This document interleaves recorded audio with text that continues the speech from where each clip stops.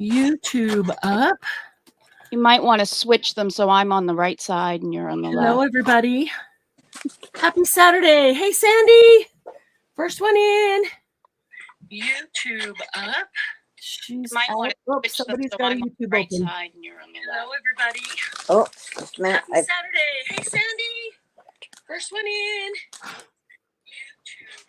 Sandy may have already left.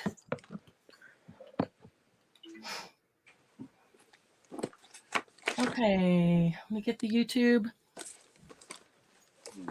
Oops, no volume. Okay. And now how come I'm not getting the writing on the side? If you're in StreamYard, you won't. No, I'm in YouTube. YouTube. You need to click on chat. Yeah, I don't even see that. On my pad. Because you can open or close chat.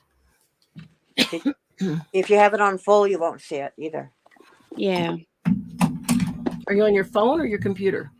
I'm on the pad. Okay. Usually it's down at the bottom and I don't see it.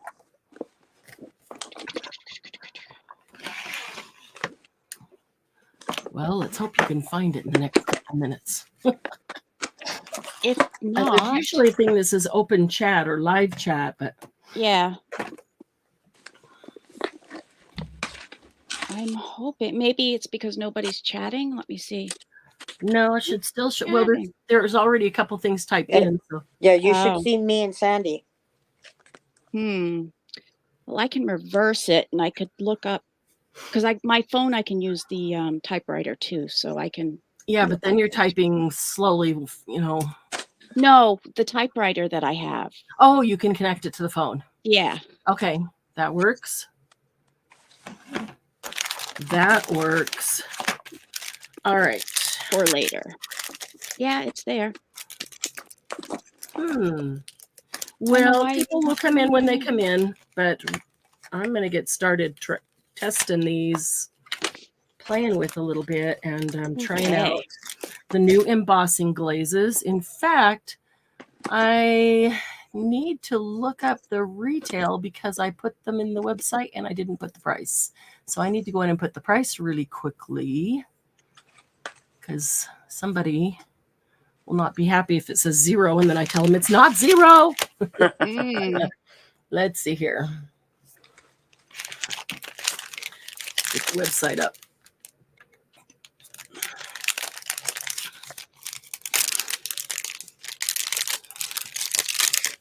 I wish I had a pumpkin for Halloween because I really liked what Tim did with the pumpkin. It showed really well the difference in the different techniques. Yeah. Okay. I want to go to. That's not where I want to go. Marketing. Here we go. All right. Search. Not that. There. That's the one. Keeps taking me to orders instead of general. I don't want to search through orders. I just want to go to general. Find embossing glaze. And I can go in and correct that. Oh, heck no. There it is. See? Okay. Tim Holtz, embossing glaze. All right. Not coming up by search. Let's go to Timmy. Yeah. Product. I did by brands and then by Tim. Active. Let's see.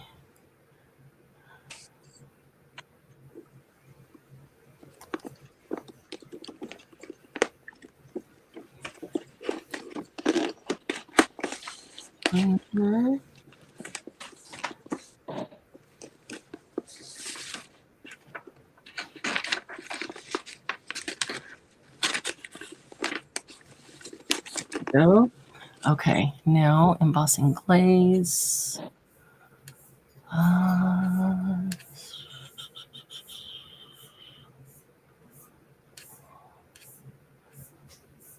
So easy to scroll right past it. It's a teeny tiny little picture. And then it opens up to all of them. So. Okay, I've got it up. No, I'm looking for the price so I can get the price in the website. Oh. I'm looking on my Ranger site. Hi, Debbie. How are you doing? Good morning, Debbie. Let's see. Embossing. Let's see if it comes up that way. Why would it not? All right. Hang on one moment. We'll try it another way. If you don't put it in exactly as it is on the website, the search, it won't search. It won't find it. And I really hate those. All the companies are like that, all their websites.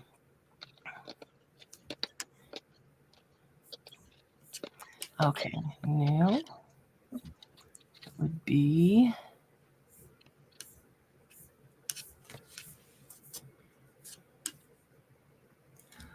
embossing. Need something to cover laundry pins. What do I need?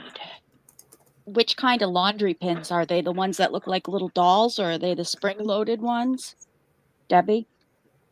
Let's see, Tim Holtz.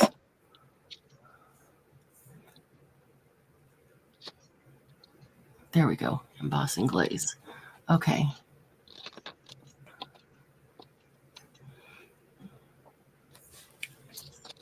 Okay.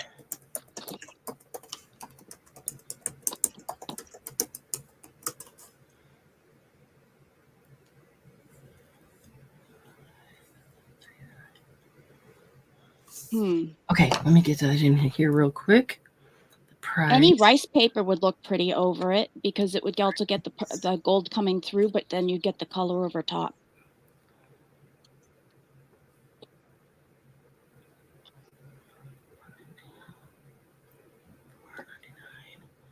Okay. Cost per item.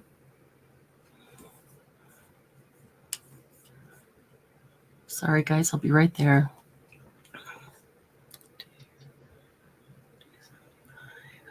Oh, a kind of wax. Geez, you could use a lot to do that. Because a lot, the wax would stick. What do I have here? I have Stamperia. Oh, yes, this was the one that exploded on the plane. Oh, no. See, isn't that sad? Hang on, I can't see them. Yeah. In another. And I know these work really well because it did wonders in my bag.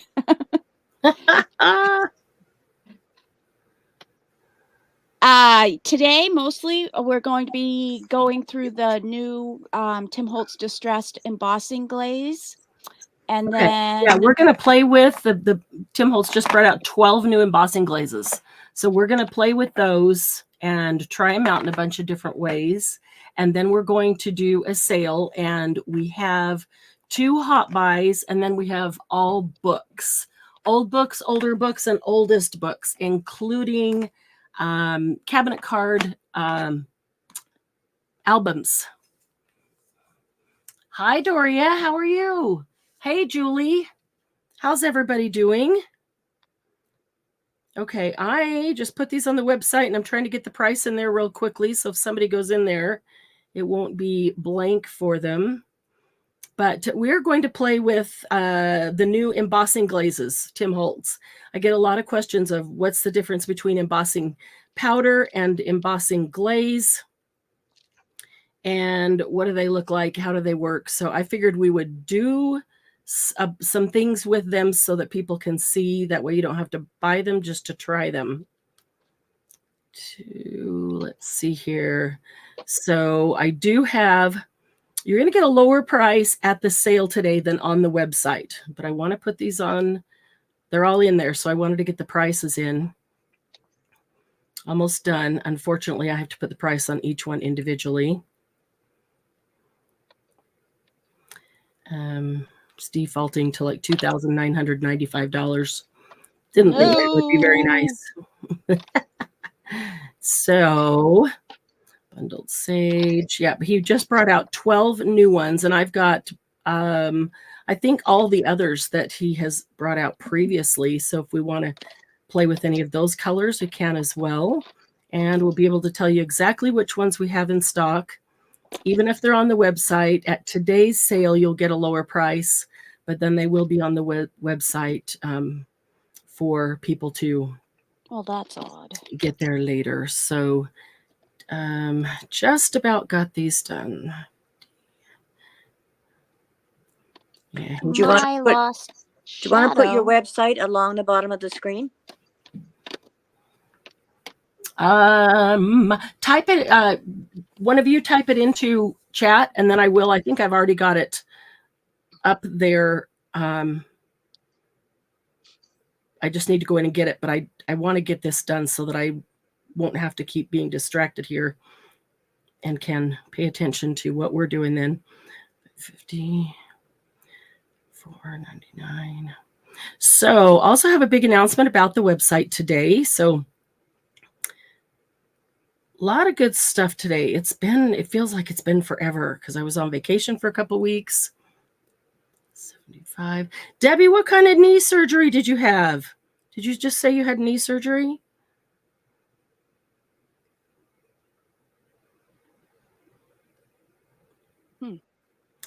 So, hold on. Okay. Mermaid Lagoon.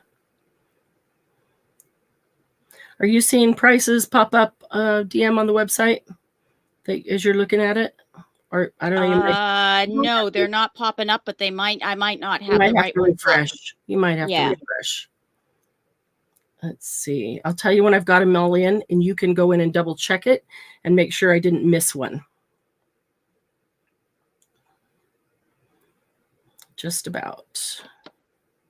I have to delete that 2,995 from every one of them and then put in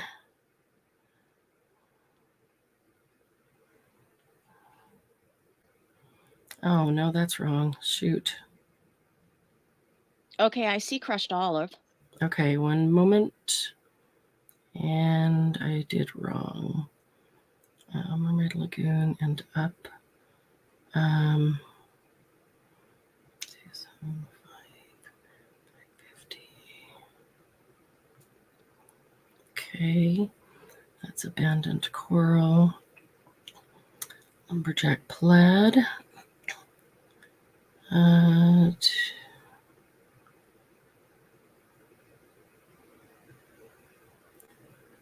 Okay. What's next? Weird brick.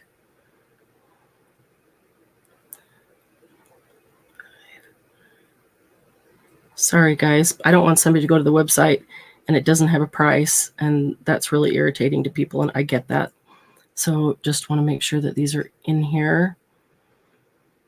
Let's see. Didn't realize that they weren't until just before we started.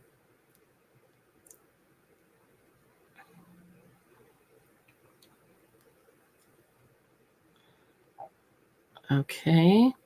How many more? 4 more. There we go.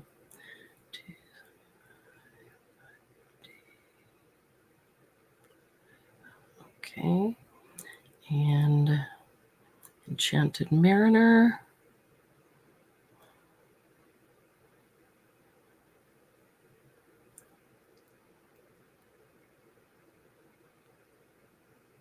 I keep hitting 8 instead of 5. 3 pennies makes a difference.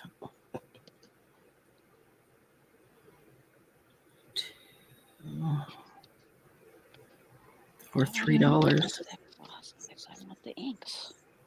Okay, Rusty Hinge and Tattered Rose.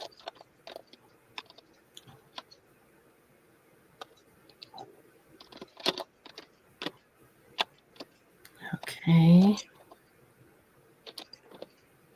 For some reason, my distressed ink lost shadow must be someplace either on my desk or in a bag someplace. It's not in my full size one. I don't think I have a mini of it. Nope, but I can use something else. Yeah. Because that one's almost sheer anyway. Peacock feathers, got it. Squeezed lemonade. And aged mahogany. I am just going to start playing here while you're doing that so they can see. Okay, that's a good idea. As soon as I've got these, if you go in and look from your end and see. So far, I'm seeing most of them. Okay. Oops, I'm correcting some. Yeah. 25. Mowed lawn came up differently than what peacock feather is. Right. That's because I started putting in the price at today's sale, but the web price is 25 cents higher. Gotcha. Those who are at the sale today will get a discount, an additional discount. It's already a discount, the HPP price. But okay, so if you would go in and look at them, they should all have the price of $5.25 on them. Let's see if they all show up. Whoops, there's one. Spiced marmalade didn't. $5.25. Crushed olive didn't. Refresh. Okay.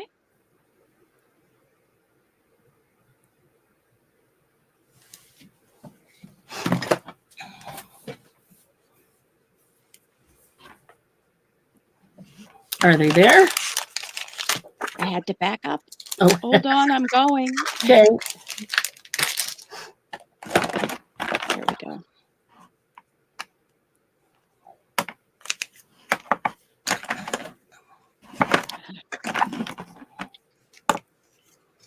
Okay. I'm going to pull out these new ones. Yes. They're all there? Okay, perfect. Yes. So they're on the website at $5.25 as the HPP price, but at the sale today, they will be $5. Retails $5.50, which helps if you're buying multiples. Okay, I'm also going to test out this new Zap heat tool from American Crafts. I have not tried it, so I wanted to test it out to see if it's one we want to carry.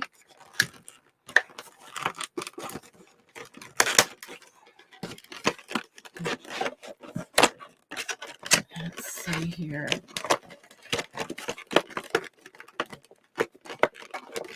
Just completely destroy the package. I'm going to get another light over here. And Marianne, can you put yourself up and take me down? Well, I want to take you down. Thank you. Well, not take me down, but I have an emergency I have to take care of. Okay, go. Okay, let's see here. There is the website. Okay, we'll leave that up for a couple of minutes, but we don't really probably need to until we talk about it at the sale, and then people want to make sure that they have it. Yeah, I only had mentioned it because someone had asked about it. Which is perfect. But I was just thinking I probably don't need to leave it up here. No, DM put it in the chat. In the chat, okay. Okay, let's see. Is that the right way that goes, or this? Well, I would think it goes this way because the Zap is written that way, but then it seems like that flat side would probably be the bottom, doesn't it?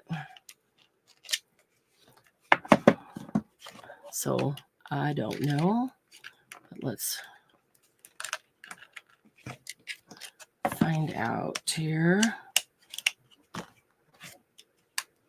There we go. Yep, I think that's it. So the Zap, it's, well, doesn't matter. It just depends which direction you hold it. So, okay. So, yeah, we thought we'd play with the embossing glazes because Tim just brought out 12 new ones. And I have all 12 in stock. And they are some gorgeous colors. Did any of you watch Tim's demo that he did? They're always on Saturdays and they're always super long.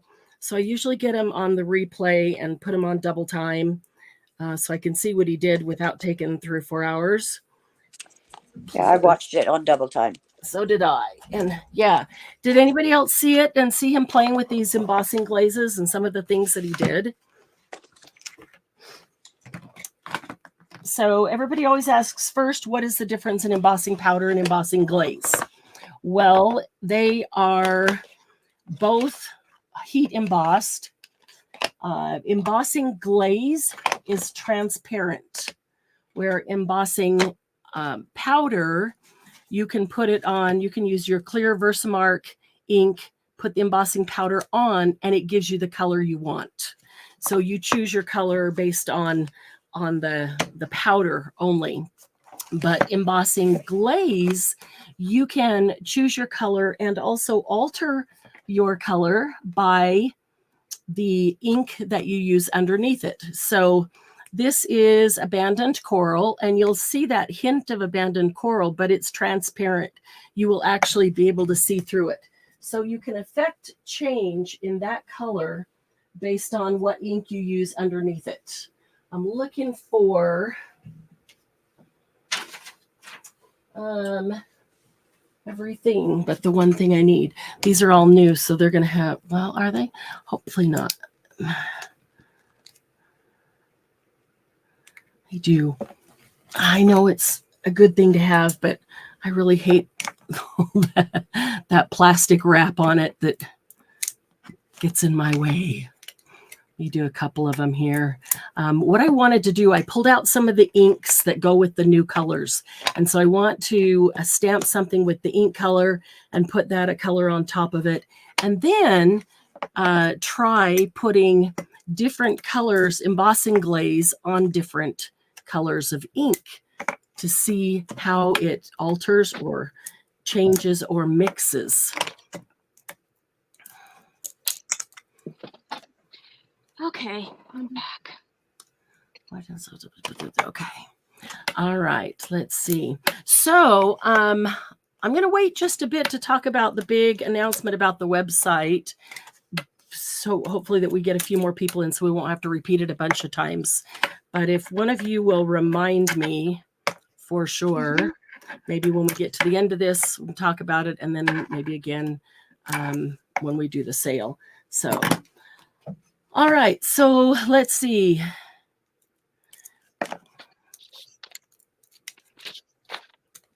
Oh, little plastic wraps.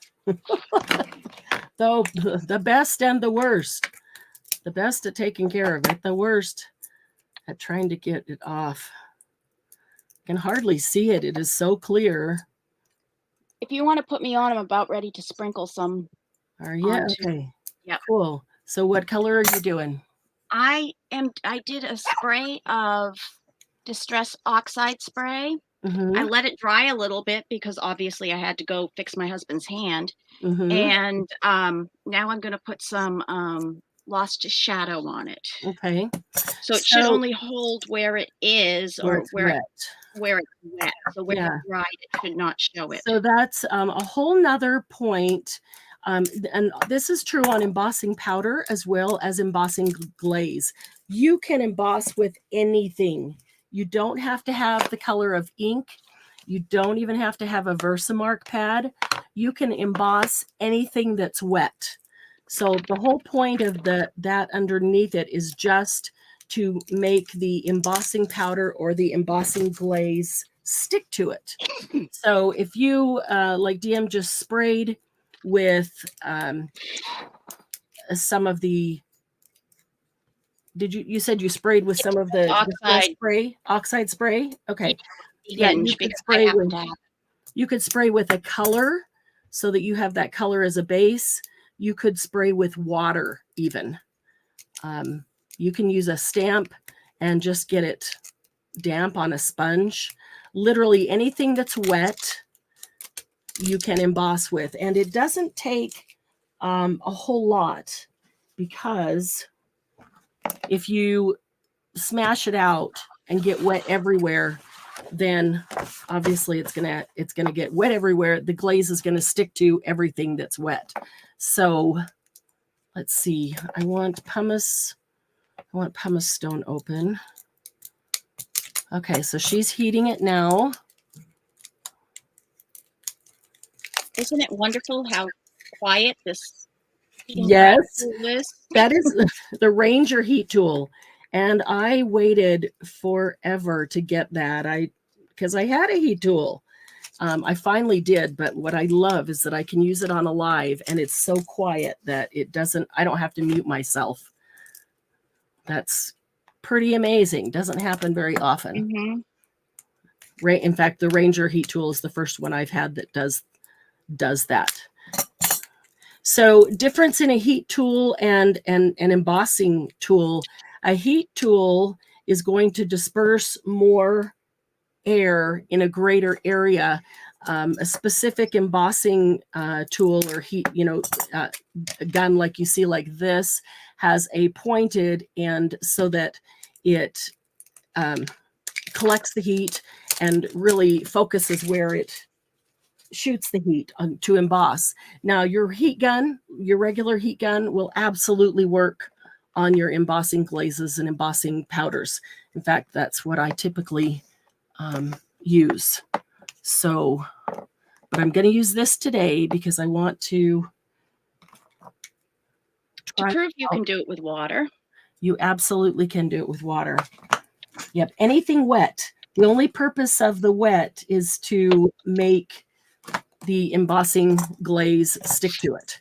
So know that if you do it with water, it's going to be transparent. So you're not going to have a lot of color there. If you're doing that on colored paper, then that's totally fine. You know what? I think, I don't know. I was thinking whether I wanted to remove this mat or not. Okay, so I've got several out here. This is Mermaid Lagoon, which is really bright and pretty. I've got pumice stone, I've got rusty hinge, and salvaged patina. And I will start with those. And this is seedless preserves. I'll get that too. They're all so pretty, so bright and vibrant. If they have a color underneath them. If that squeezed lemonade doesn't have a color underneath it, then it will be a transparent yellow. So it all depends on what effect you want. And multiple colors, you can mix colors, you can layer colors. They are also really cool with things like texture paste and crackle paste, where you can get some down in the cracks. Mm-hmm. Get rust down in the cracks. That's cool. All right, enough of that. That's taken forever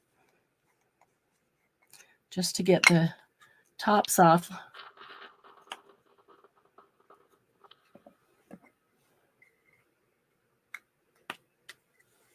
Okay, I should turn those up so they don't get more stuff on the ground. All right, so I pulled out just a couple of stamps. I've got a spool of thread. These are from the Tim Holtz. These, whatever these are called, these type. I pulled out the spool of thread and I pulled out the butterfly. So let's take this as our stamp pad, since I didn't grab an acrylic block. We'll use that as our acrylic block. And let me start with just the regular Versamark. Yeah, it's pretty sticky. I hadn't used this one in a long time. It's been downstairs. So we'll put the Versamark there. Okay, and we'll wipe that off with a baby wipe.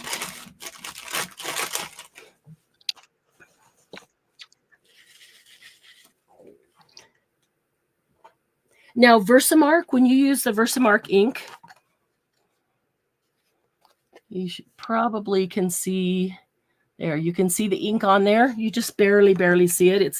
It's clear, but that is made specifically for embossing, because when you put that ink down, you don't have to emboss on it right away. You can let it sit there.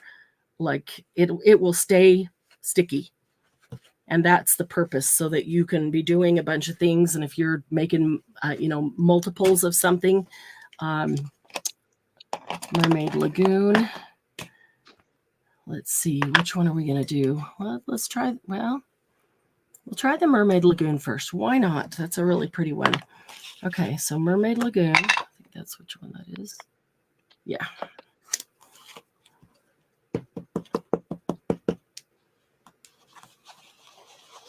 I need to get some reinkers too. So I'll put that one next to it.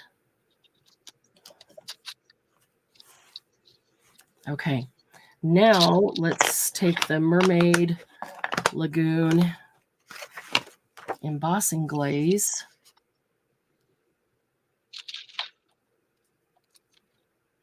And you just want to sprinkle it on generously, because then we're going to just take whatever's, I set the lid down and I've got embossing VersaFine right there. We're going to take whatever's left and just put it back in here.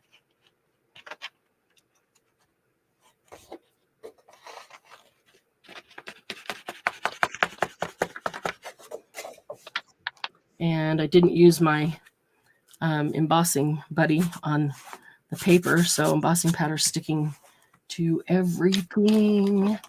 Let's see if I have even this can help.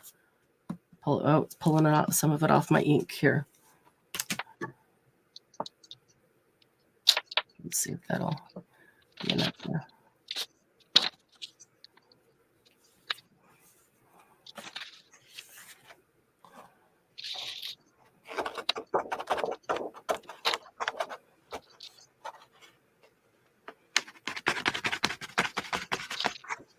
All right. Let me get it over here. If that's wet, it'll emboss and stick. If it's not, it won't. Okay, let's try out this new Zap tool and see how noisy it is.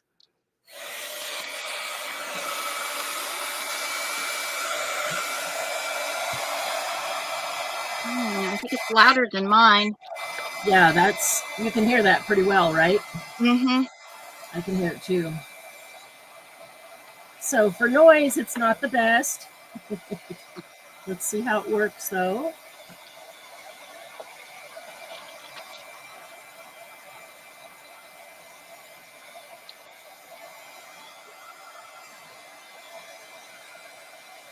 I wonder if that wasn't wet enough. I've not seen any glaze.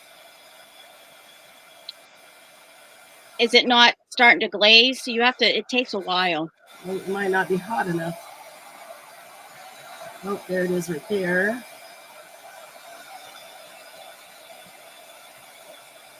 There we go.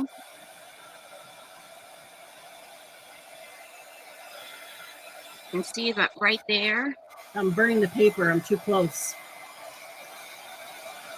Staying in one place. Mm-hmm. It might be a benefit of using the other heat gun when it isn't so concentrated and burn the paper before it actually glazes.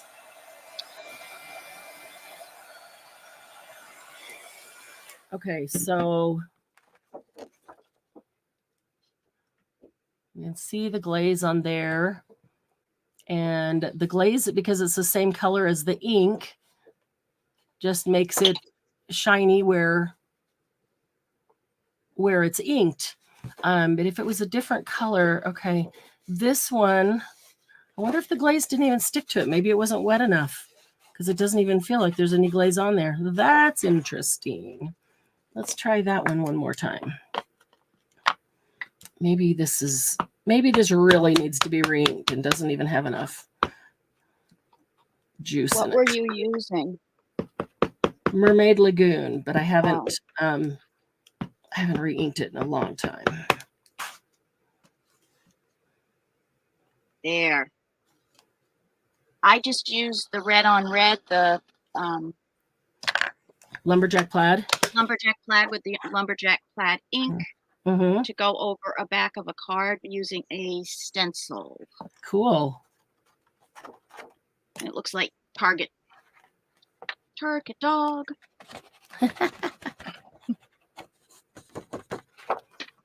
Okay. Let's see if this does better.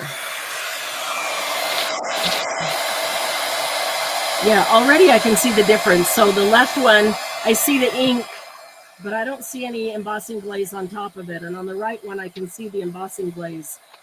I think it just wasn't juicy enough. Yep, because it's already embossing. There we go.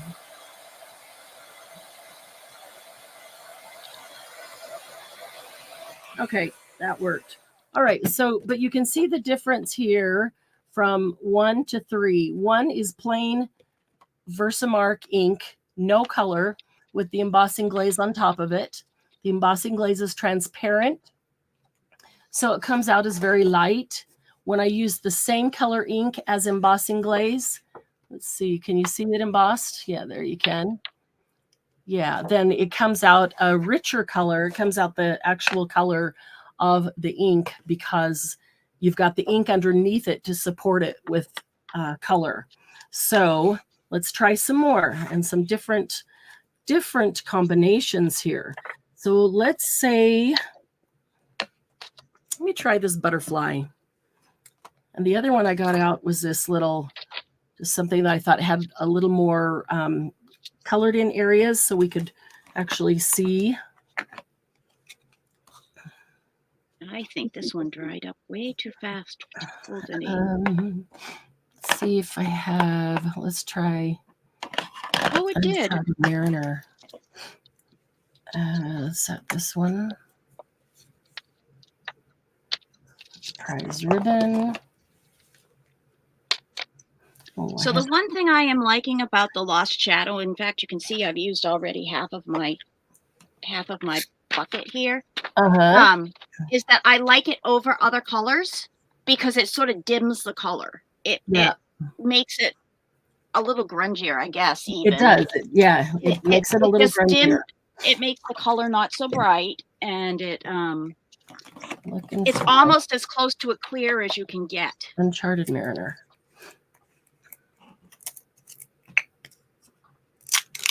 Forget that I need my little holdy tool. Okay, and I didn't get one because I have a big old piece of paper. But yes, you do want something to hold it so you don't burn your hands. Okay, so I'm going to do this butterfly. This butterfly's never been stamped, so hopefully we get a pretty good image right away at the beginning.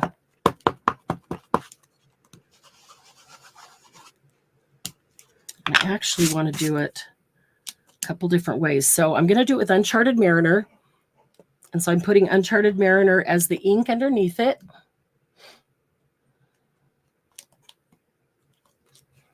There we go. Let me ink it up again. And we'll do that again. And on the first one, I'm going to put Uncharted Mariner. Oh, I should have done that before I inked the second one, but that's okay. I'm going to put Uncharted Mariner right here as the embossing glaze. Okay.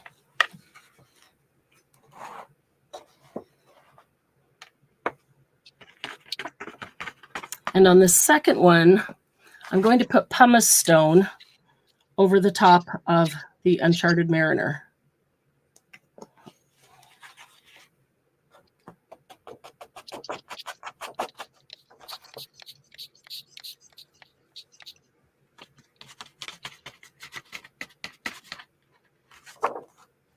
All right, let's heat set those.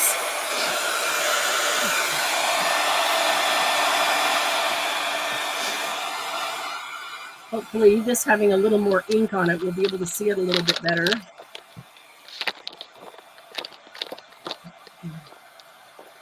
If not, I'll have to grab a stamp that has a lot more ink space. Actually, I think I'll grab a splat. A splat stamp. A splat will look good.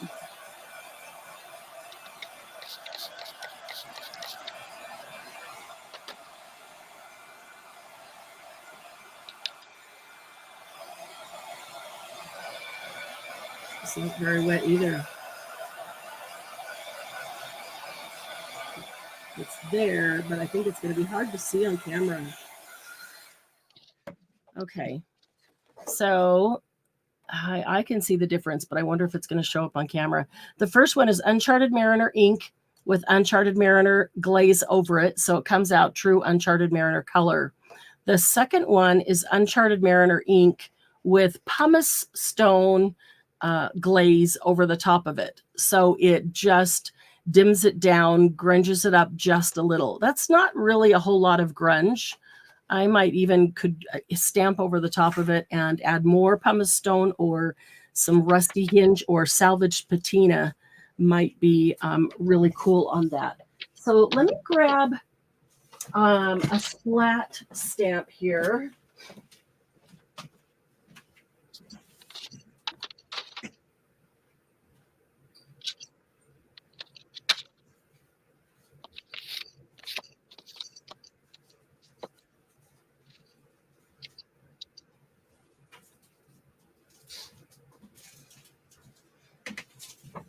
The splat I'm going to use is from one of Tim's new sets called Note Quotes. I really like these. And this is on the website already.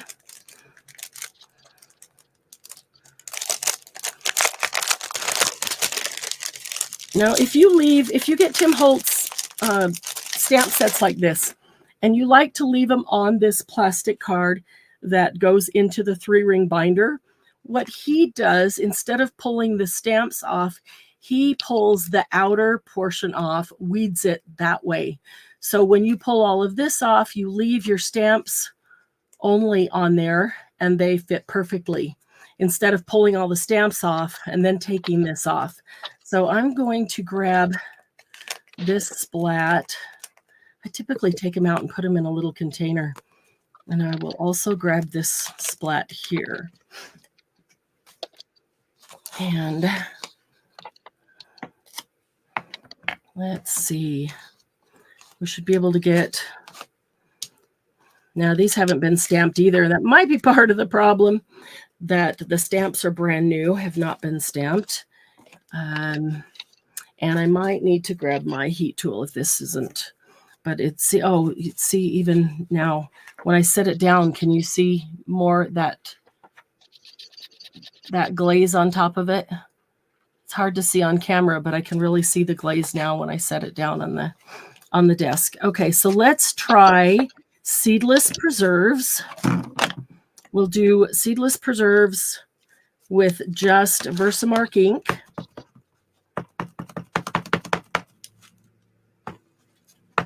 And then we'll do it with seedless preserves.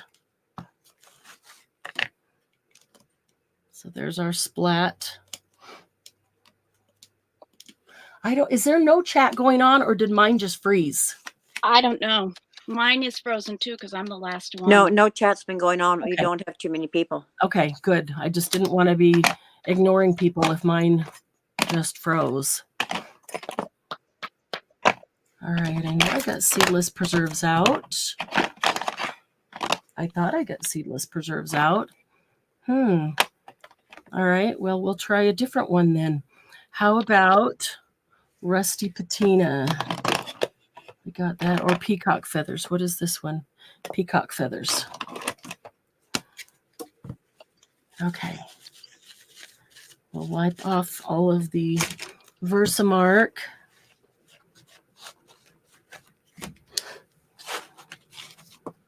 And Tim did some really cool things with his. I get the feeling that I'm probably going to need to play with it a bit, to really get the idea of how vast its properties are. Where embossing powder, we just know if I want that color, I put it on. Embossing glaze, we can do so many things and make so many different combinations and so many different looks, from elegant to grungy.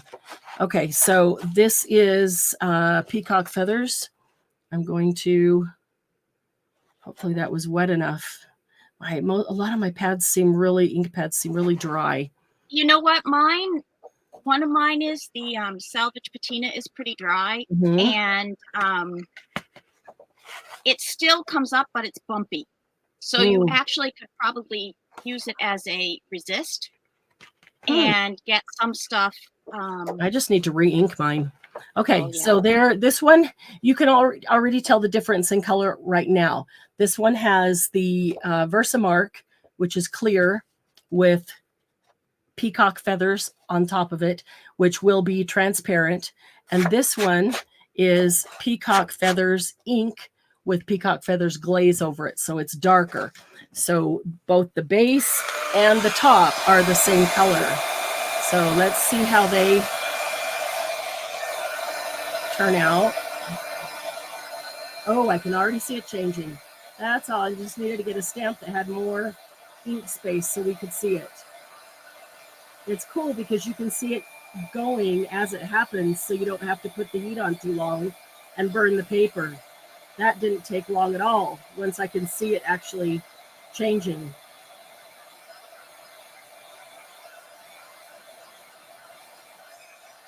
Okay. Penny joined us. Hi, Penny. Good to see you. Okay, so this is Versamark clear ink with peacock feathers embossing glaze over it.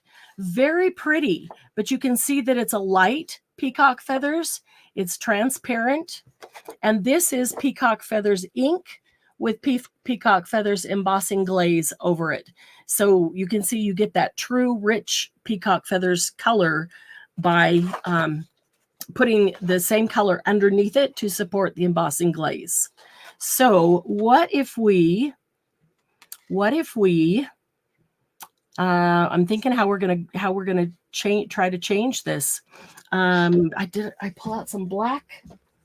Do I have some black here?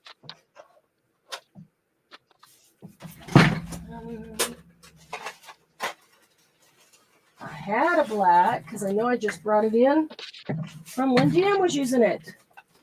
Well, I have ground espresso. There it is.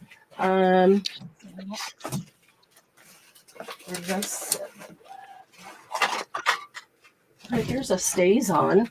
Let's try a stays on jet black. Okay. So I'm going to do another splat, whatever it is, with ground espresso and another one with jet black. And then we'll do the peacock feathers on the top of those and see what we get in change of look. Okay, so we wipe off the... Oh, glad you're watching on Roku, Penny. For me, it's always easier on the big screen. I can see it better. Okay, so this is ground espresso. Let's see if we can... That's kind of dry. I just need to sit down and take inventory of which ones I have, re-ink those, see which ones I don't have that I need to order. See, it resisted when I put the red on this. Okay, there's ground espresso. And I have a feeling I'm going to have to hurry because that's kind of dry. So, oops, don't crack the lid. This is jet black. Stays on. I want to wash that off while I can. There we go. And let's get some peacock feathers. That looks already dry. I don't know if that's... You know what? Mine did too, but it still took some.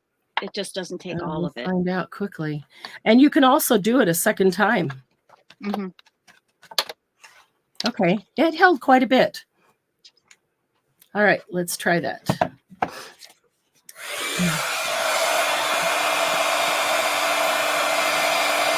Ooh.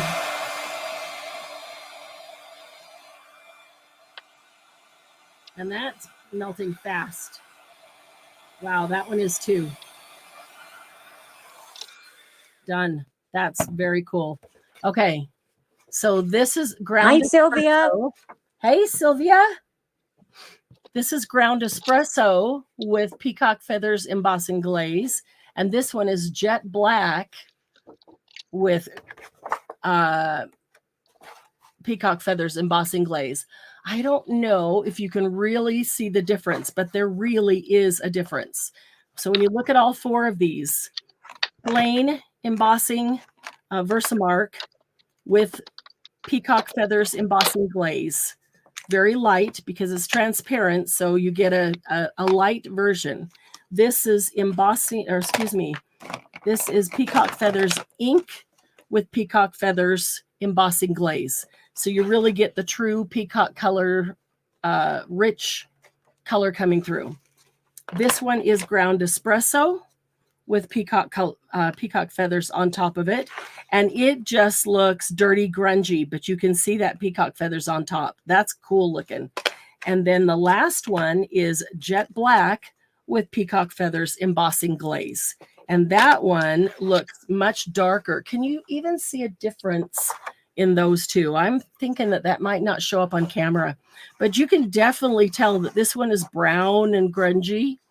And then this one has a black base, and you can actually see the peacock feathers more on the black one because of the contrast between the black and the peacock.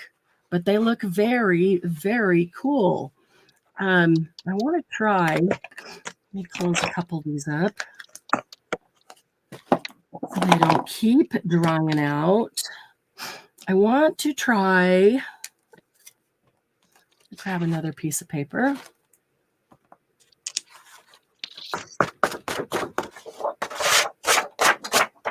I'll just let any little bits come on here, and then at the end, we'll put it together as a surprise mix, the party mix.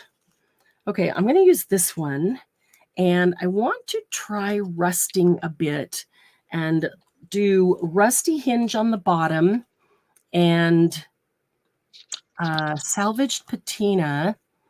Where did my salvaged patina? Okay, good luck. Salvaged patina. Okay. Let's see. Sage. Weathered wood. I know I have a salvaged patina. Oh, there it is. Back in the corner. That's the one. Yep, there it is. Okay. Okay, so I'm going to try Rusty Hinge ink and salvaged patina embossing glaze on top of it. And then I'm also going to try, oops.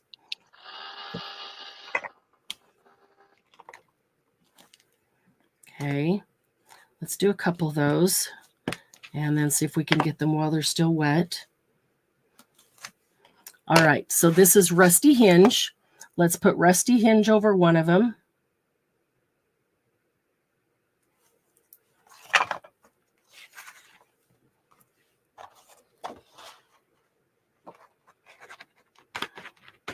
So we'll get Rusty Hinge on Rusty Hinge. And then let's put Salvaged Patina over the other one. See what that mixture looks like. Oh, that's going to be cool. Okay. And then I have another idea. Okay. So we're testing out this Zap heat tool today. This is from American Crafts. And so far, it's noisier than the Ranger. So if noise is a problem for you, it only is when I'm doing a live. Other than that, doesn't really matter. But it gets hot after a minute and melts these embossing glazes really fast. I have to keep turning it at an angle so I can see it. Oh, that's cool. All right, let's come over here and get the patina. If you let it sit in any one place for a long time, it's going to burn your paper. So if you're making cards, you want to be aware of that because you probably don't want burned look. Now, if you're making something grungy, you might want the birdie look on there. That looks kind of cool. Makes it look old. Okay. All right, so here we have Rusty Hinge with Rusty Hinge embossing glaze. And here we have Rusty Hinge ink with patina embossing glaze. Can you see a difference? I can see a difference, but I need to find something where you can really see a difference to tell how it works. So the other thing that I thought we could do is put this on with regular Versamark. Oops, I just got Rusty Hinge, forgot to clean it, and just got Rusty Hinge all over the Versamark. Wendy's here now. Hey, Wendy. Good to see you. So for those who just came in, we are just playing with the new Ranger embossing glazes. Tim just came out with 12 of them. They are all in stock on the website. However, as soon as we finish this, we'll give you an opportunity to, if you want any, to get them today, and you'll get them for a lower price at the live sale. And then we are going to sell books. We have 2 really hot buys, and then we have books, old books, older books, and oldest books, including old albums with cabinet cards. All right, so let me get this. I'll have to wash that a little bit better later. It's not sticking anymore. Stuck really well at the beginning, but okay, so we want to just get some Versamark on here.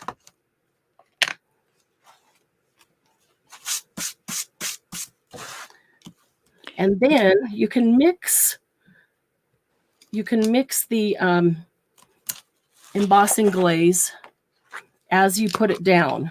So this is going to be a little harder with fingernails. So I'm going to grab my bamboo tongs that I usually use to hold small things, and I'm going to try just doing this with the bamboo tongs, getting a little Rusty Hinge. Penny suggested using it on thermal paper. What she put it went, wow. Thermal paper? Like you mean the rolls off the old cash registers? Yeah. Wow. I haven't tried that. Have you tried it? I have not. Penny? Yeah, what would that do? Mixing some Rusty Hinge and some patina on here. Can't see where the shine is anymore, okay? And if you put it in your fingers, you just rub your fingers together to spread it out. If I stick my fingers in, I'm just going to get a fingernail full. It's going to go right underneath my fingernail. So that's why I'm not.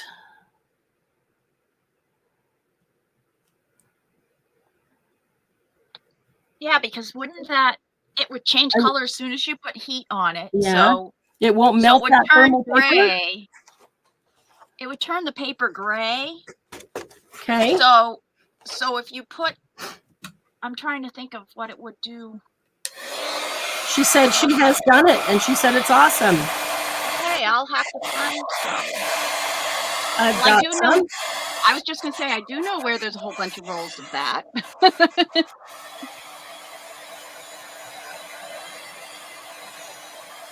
Oh, this is cool. I like this one a lot.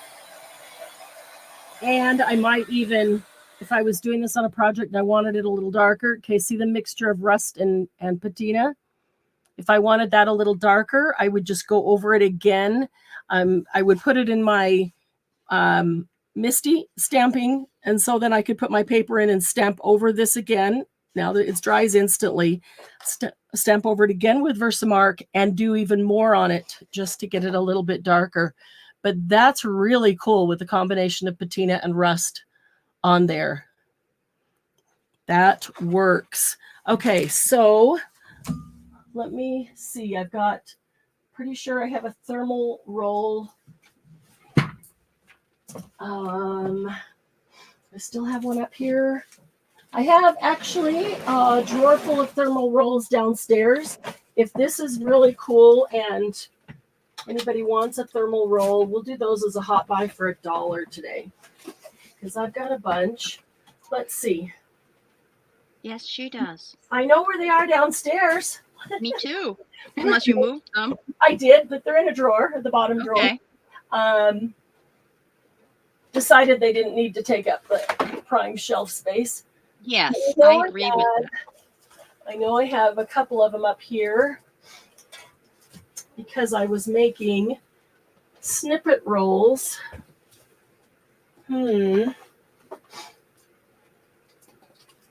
Well, You said it turns black, leaving the colors. Ooh.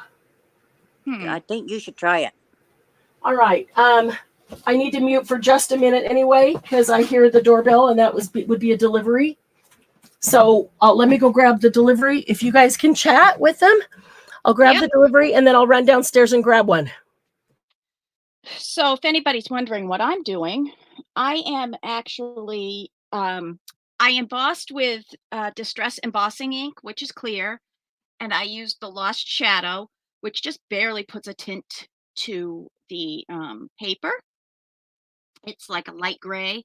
And then I sprayed it down with water, even though it wasn't watercolor paper. And then I have been using my Distress watercolor pencils.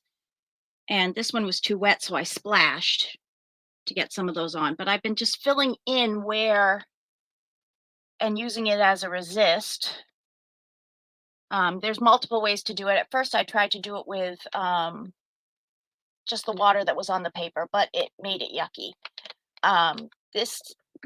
What I'm doing is I'm using my spray bottle and just spraying the end of my little brush here.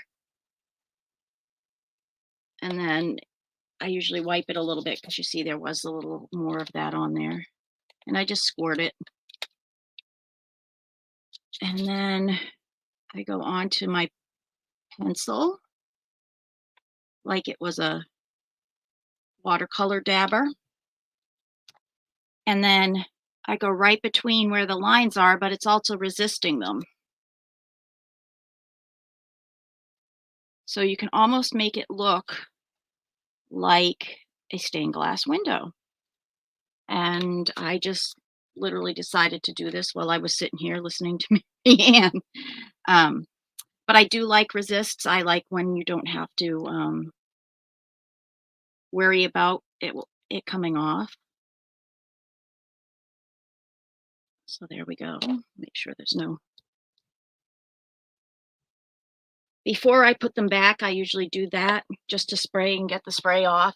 If I have a piece of paper around, I'll do it by on the piece of paper. But this one is just a scrap that I was working with.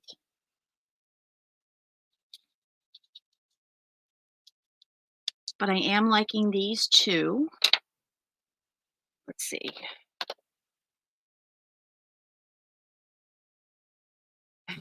Thanks, Sylvia.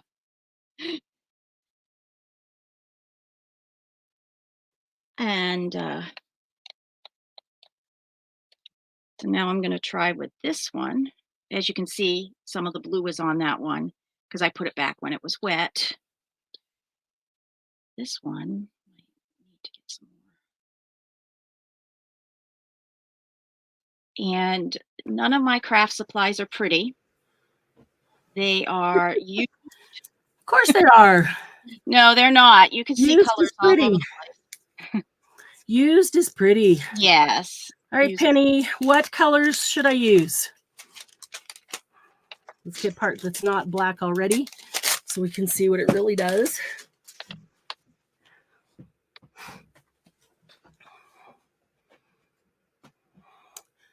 Hi, Wendy. I know. Yeah, everybody always asks what's the difference in embossing glaze and embossing powder. And the bottom line is embossing glaze is transparent and embossing powder is the color. What is this one? Ground espresso. Rusty hinge. Where's Rusty hinge? Put a lid on it. Here it is. But because it's transparent, you can mix match colors. You can put colors over different things and get different outcomes, which is really very cool. Okay.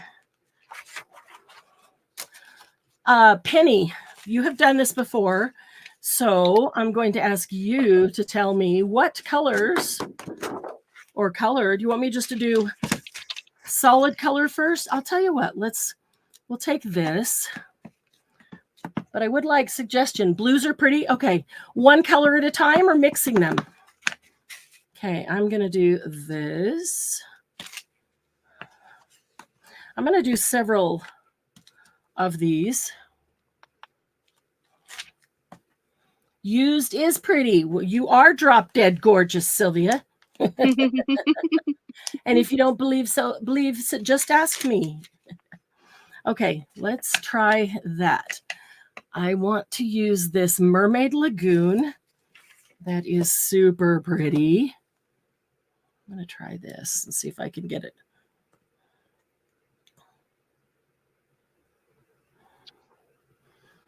I just don't want it all jammed up under my fingernails. Takes me forever to grow them out, and then I have to put gel on top of them to keep them from just cracking and splitting and chipping. They're horrible if I don't keep them polished. So, okay, there's one. And let's try peacock feathers. Well, I should probably get all the, you know what? I'm going to do it like that. Let's do peacock feathers on this one. And this doesn't have color underneath it. We're going to do it with just embossing ink, and then we'll do it with the colored ink underneath it and see what the difference is. And let's do one with salvaged patina.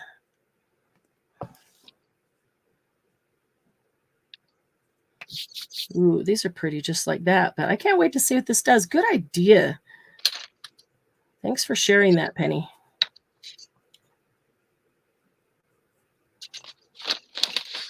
Oh, son of a peacock. Son of a peacock. No, sea cook. Something my mother used to say. I just totally dumped something. All right, here we go. We have patina and peacock feathers. You can see where some of that didn't get very much. And this, it's not a solid stamp. It does have distress marks in it. And then Uncharted or Mermaid Lagoon down there. All right. I don't want to blow embossing glaze everywhere. So I'm going to try to do this up here without burning my hands. No, you can't see that. You can now. Oh my goodness. All right. I have got to get this on camera so that you can see it, because this is really cool. I just don't want to blow this embossing powder everywhere. So I'm going to move this over here. Because this, yeah, Penny's right. This is going to be very cool.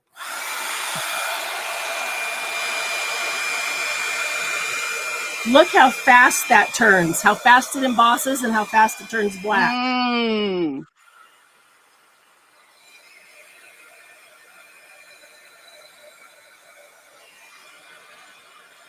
That embosses almost instantly. Wow. That is really cool. Woo! Love that, Penny. Thank you for sharing that. So cool. Oh, wow. Okay, it looks like dyed paper, like it's been dyed with charcoal water or something. That is really cool. If you want to grunge something up really fast and just give it that little pop of shine. Okay, so there's 3 with the embossing ink under them. Now let's do them with their own color. I think I'm definitely going to want one of these. Those are really cool. Okay. I'd like to try it with magicals. Oh, yeah. I have a bunch of these thermal rolls. We will hot buy them today for $1. That was because that was a fantastic idea from Penny. So if you don't have one or almost out or need another one, whatever, we'll do those for $1. Okay, so now we want, here's salvaged patina. Oh, I know I need to re-ink this one too. It doesn't seem to stick all that great after I have, I should have stamped it a couple of times. After I have the, just the Versamark on it, you know, that kind of keeps the ink from sticking to it.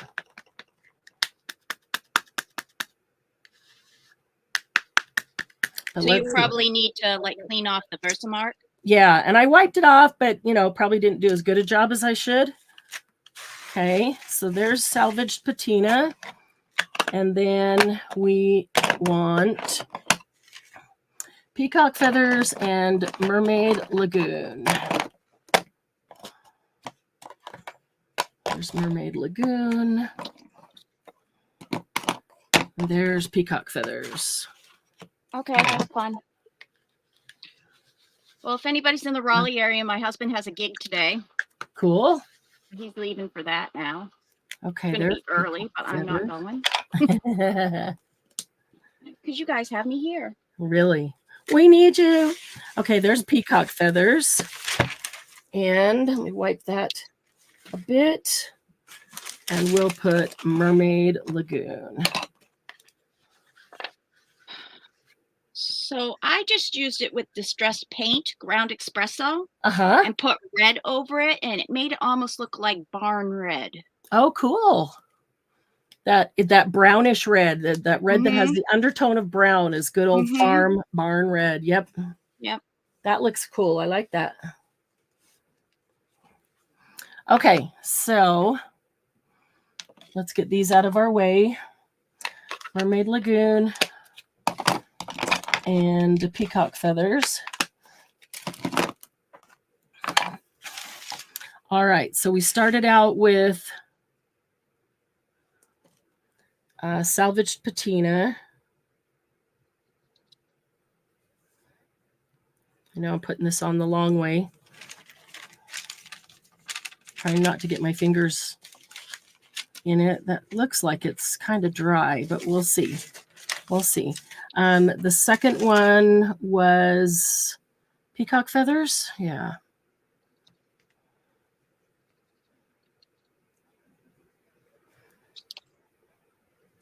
And as I said, you could put it in a MISTI or even just, you know, look at it carefully and stamp over it again to get more ink on it, to get a richer embossing if you wanted to. And then mermaid lagoon. Oh, that is still looking so really cool on this paper. I'm so glad you told us that, Penny. Mermaid lagoon. It's good that you had some there that we could see it right away. Yeah.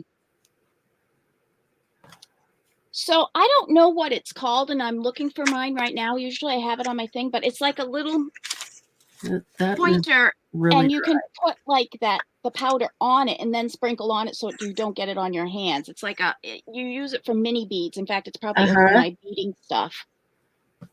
That would be good for you. Yeah, that probably would. It's sort of like a concaved tool. I may not get it right back on the exact spot, but this is really dry. So I'm going to try to get some more ink on it. I don't even know if I have it turned up the right direction. That is one distressed card.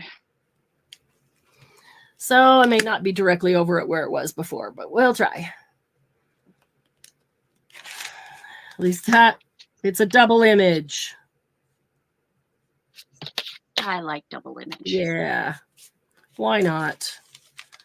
We just want to see how the embossing glaze does. Oh, kind of looks like a shadow. That's kind of cool.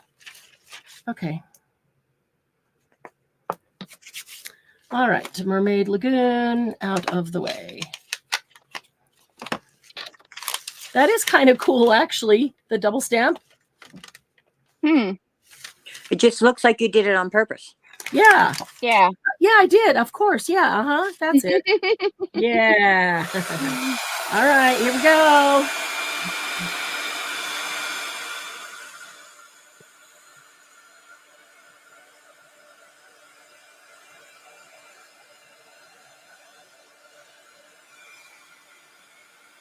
Wow, I just am amazed at how fast the embossing glaze melts. I'm only going over it once. I'm going over the paper one time over that embossing glaze, and it was completely melted. That boggles my mind. I do like the double stamp because it got more ink, and so it held more embossing glaze. Look at that. How cool that is. That is really pretty. Now, I can see the double stamp, and it looks like a shadow. It's got the dark, bright one that you can see, and then I don't know if you can see, actually, because it's glossy, it's reflecting, and it's probably not going to show you really well. It looks kind of out of focus on my YouTube. But I can see the light blue and then the really dark blue.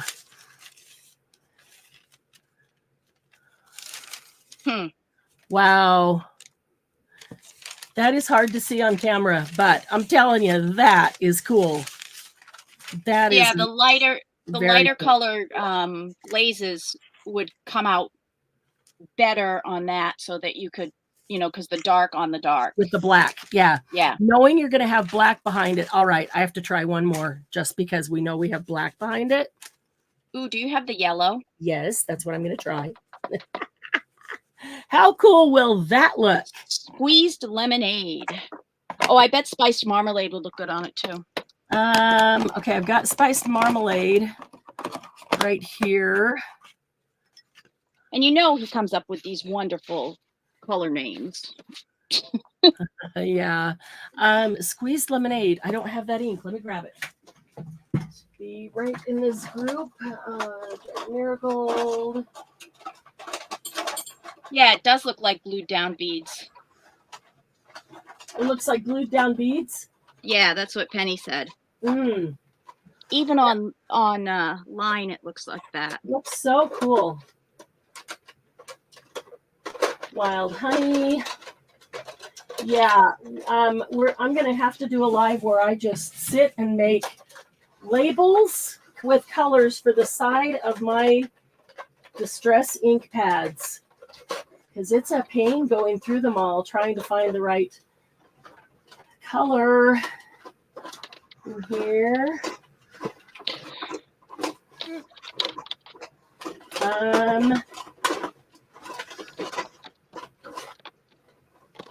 Shoot, if I don't find it right here, we'll just do something else. Oh, what's that? What's that? Scattered straw. That's probably pretty close. Fossilized amber. That'll make it dark. Mustard seed. What am I looking for? Squeezed lemonade. You could use scattered straw or antique linen too. Yeah, I'm going to try scattered straw. We'll do spiced marmalade and scattered straw, but we're going to put spiced marmalade and squeezed lemonade on top.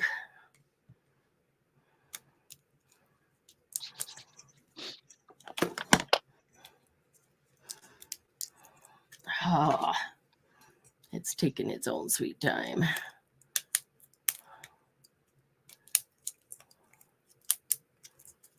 Okay. Oh, that's pretty. Okay, so scattered straw. Couldn't find squeezed lemonade real fast, so. But if it's pretty with this one, it'll be even prettier with its own color. Mm-hmm. I do like mixing the colors, though. Mm-hmm. I do too. You can get a huge variety by mixing the colors and get, the tints and the hues and the rusty and the grungy, the old look, the new look. So I just tried putting like picked raspberry down with the lost shadow. Ooh, how did that work? Marianne, could you put Dawn Marie up on screen? Mm-hmm. Oh, yeah, I haven't been up on screen, so you guys didn't get to see. The last one I had you up.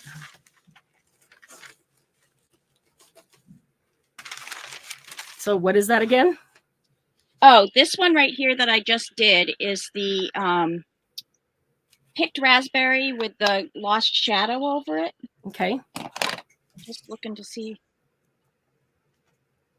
Of course, my holder thrown someplace. And I do find if you hold it up, it does it faster than if you have it down on the ground. Oh, absolutely. You always want to hold it up in the air because you need the heat to go through it.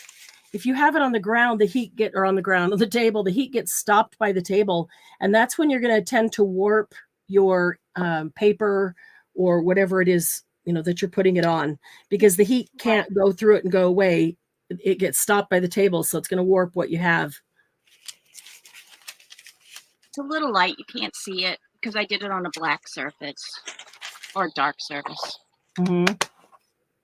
But let's try it on a regular. Yeah, it's harder to see on the camera, but you can see it in person, and they look really cool. Definitely. Did you guys see the end of this one? Mm-hmm.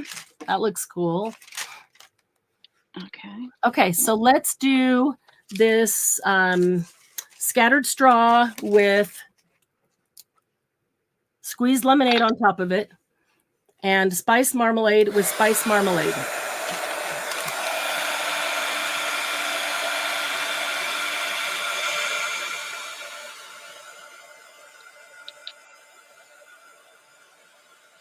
Oh my gosh. Oh, wow.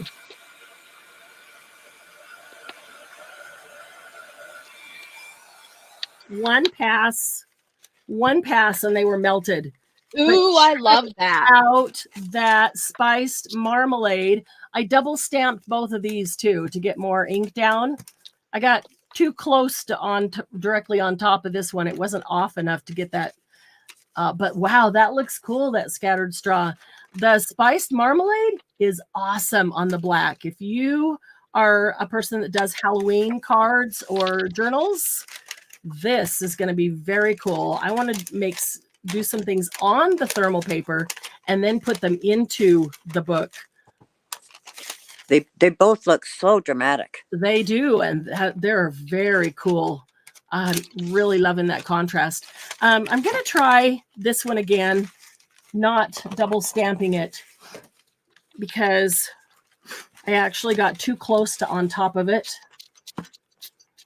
That's, shoot, I don't want Versamark. I want the ink, the color. I keep doing that, and then it takes a while to get it off the stamp. Unless I go wash it with soapy water. But let's, okay, scattered straw. So if we can just rub it enough to get rid of the Versamark. So if you want something light, transparent, Versamark is great with the glazes, but really the Versamark is most awesome with your embossing powder that has the rich color. The embossing glazes are going to be most effective or most dramatic or give you most different kinds of looks when you have something underneath them. We could also do black with this and then put the yellow on top of it. Wouldn't that look cool? Put black down and then squeeze lemonade on top of that. In fact, I might try that next just to see. I want to see all the dramatic looks.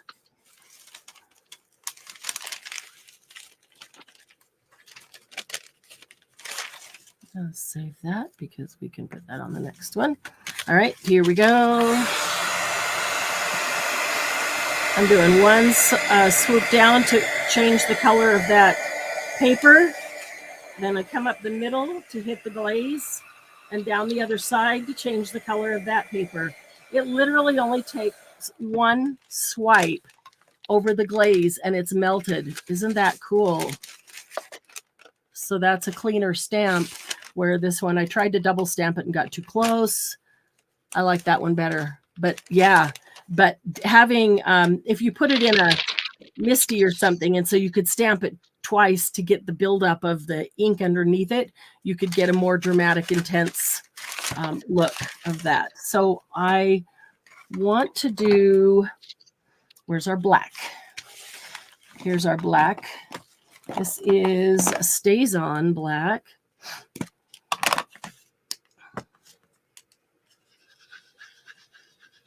So I will definitely need to clean it after that.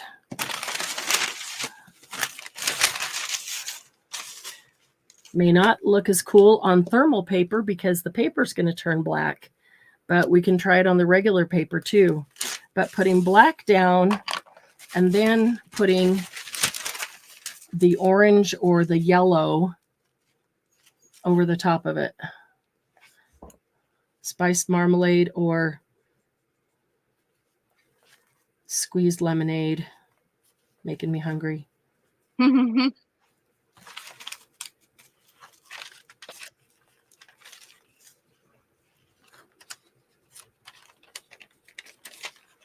I agree with you on that, Sylvia. What's that? That's why retreat is so needed. Oh, yeah, because we play with stuff there.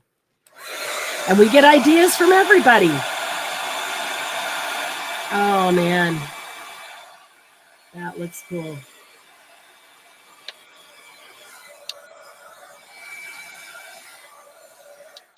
I would probably ink that again and put more orange on it. But that is really cool, really grungy Halloween cool, the orange and the black. Oh, yeah. So let's do a splat. Let me get the Versamark or the black or ink, archival ink off of this.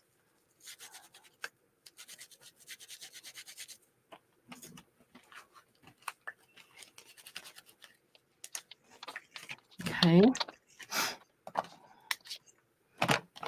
We can do a splat in a bunch of different. Let's do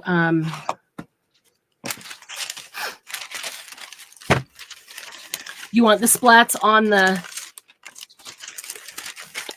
the thermal paper? Is that what you're That'll thinking? probably look cool. Okay, so let's try a rusty hinge splat. And I probably can only do a couple at a time because they tend to dry quickly. If you're using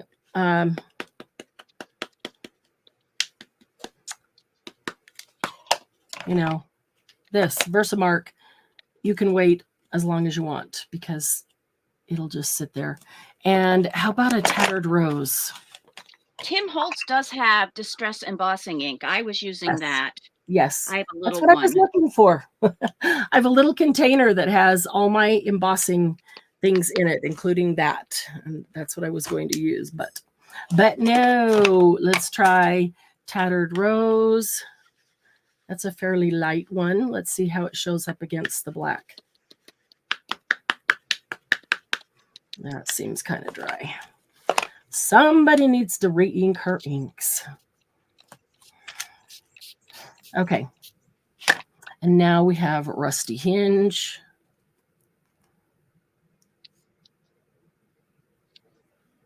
Oh, well, I tried to teach Lucy to do that, but it just didn't.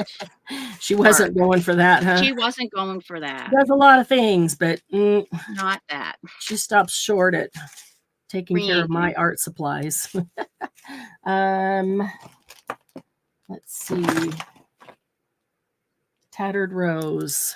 I think I said dusty rose. It's tattered rose. Okay. So once we finish with this splat, we'll stop so we can have enough time to get to these items. Oh, well, there we go. Tattered rose. Everywhere. Didn't expect that to pop off. I've done so well today with not having anything go everywhere. And that lid just popped off almost like it wasn't screwed on. It was only held on with the plastic. So I'll put all those together and make a party mix. Okay, let's try these two splotches. Oh, yellow. Yeah, yellow splotch would be really cool for a yellow moon. A yellow moon with this as the black sky would be really cool. cool on a Halloween page. A Mm. tag on a tag.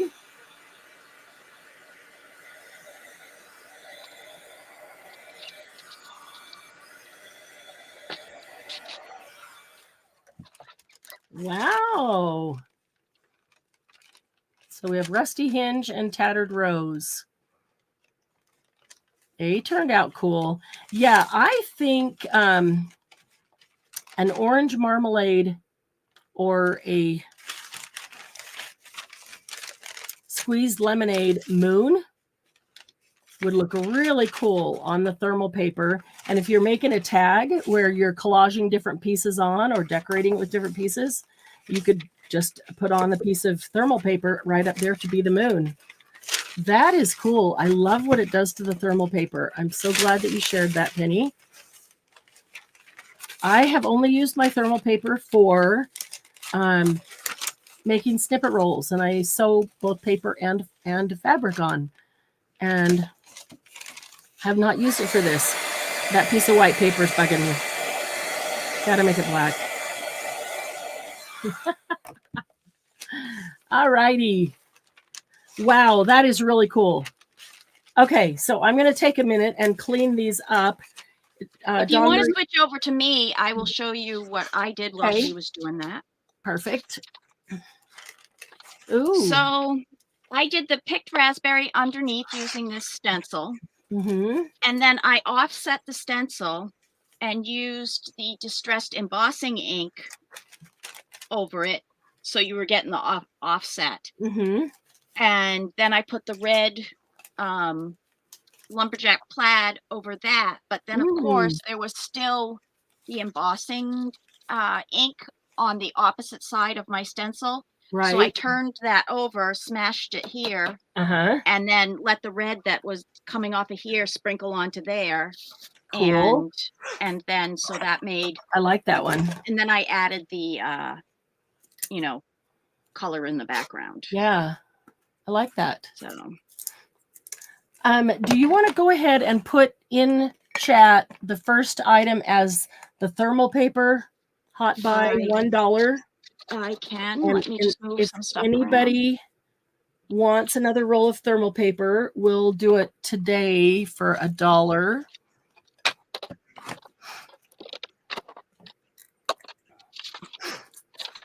Moving things aside.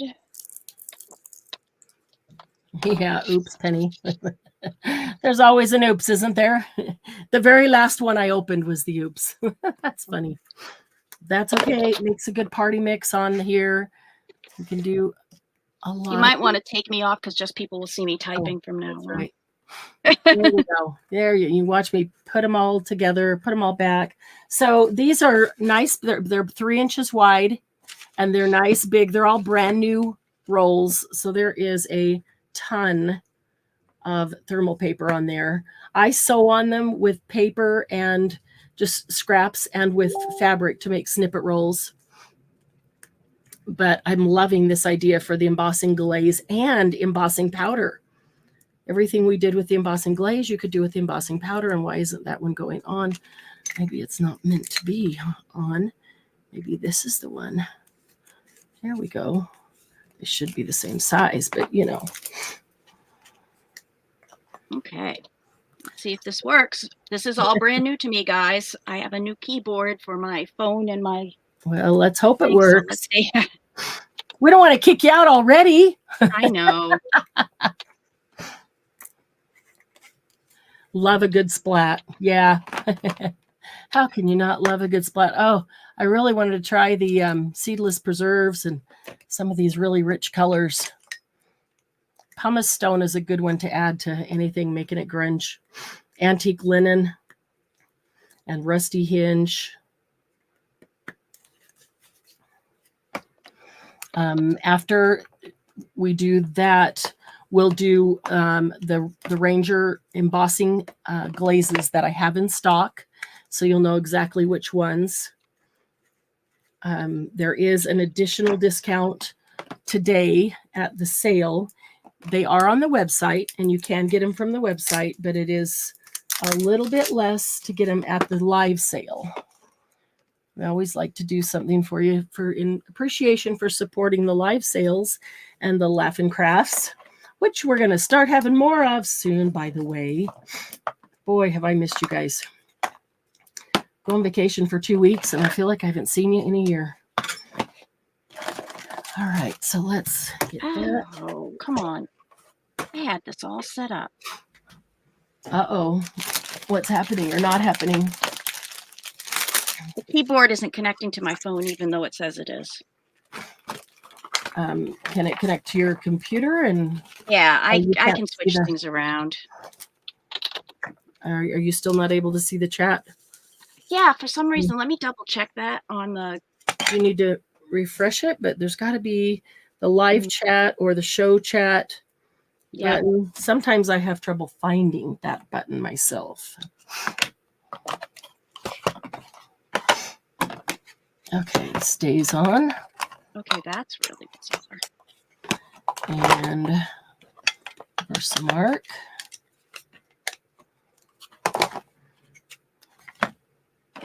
And rusty hinge.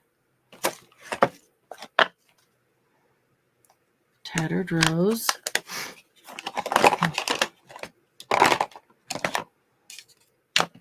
Yeah.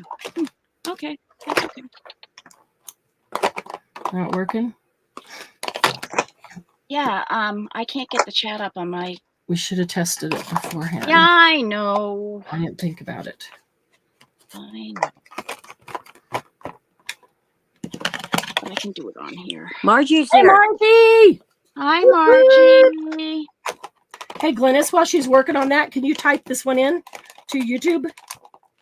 Just type in 3-inch thermal roll, $1 hot buy.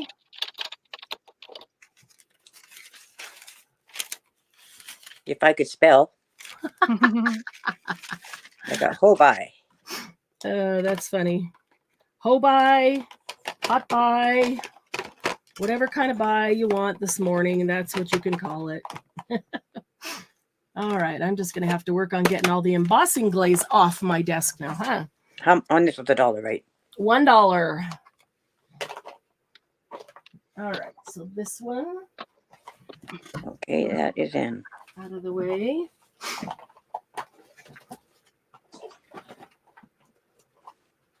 Okay, and then these go in here.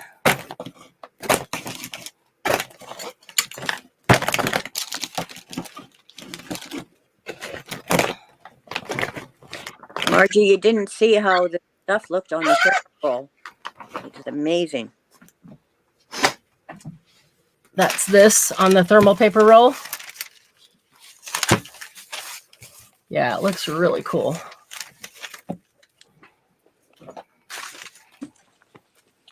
Now I want to do something Halloween, and I don't usually do Halloween. Well, so far there's just 2 of us. Okay, give me just 1 second. I want to get everything out of the way so we are good to go. And gonna need to clean off that desk.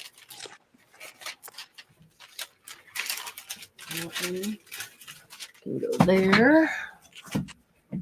Those. That. That. All right. Get our party mix together here. Okay, I'm going to enter the studio on my phone. Okay. And then I'm going to use my computer to type. Okay. So am I deleting the first one of you? Yep.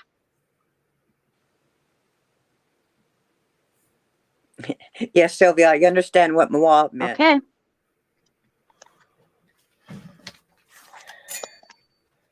Okay. Let me get these out.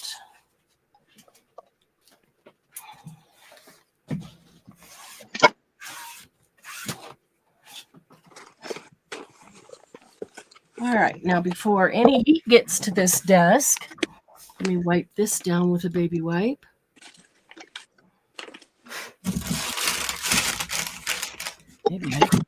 first do this.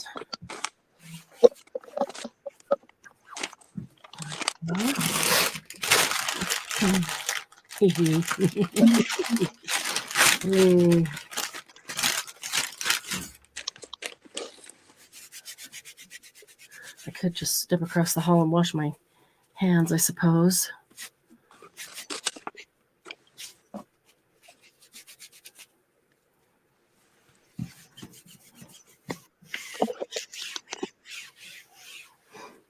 All righty.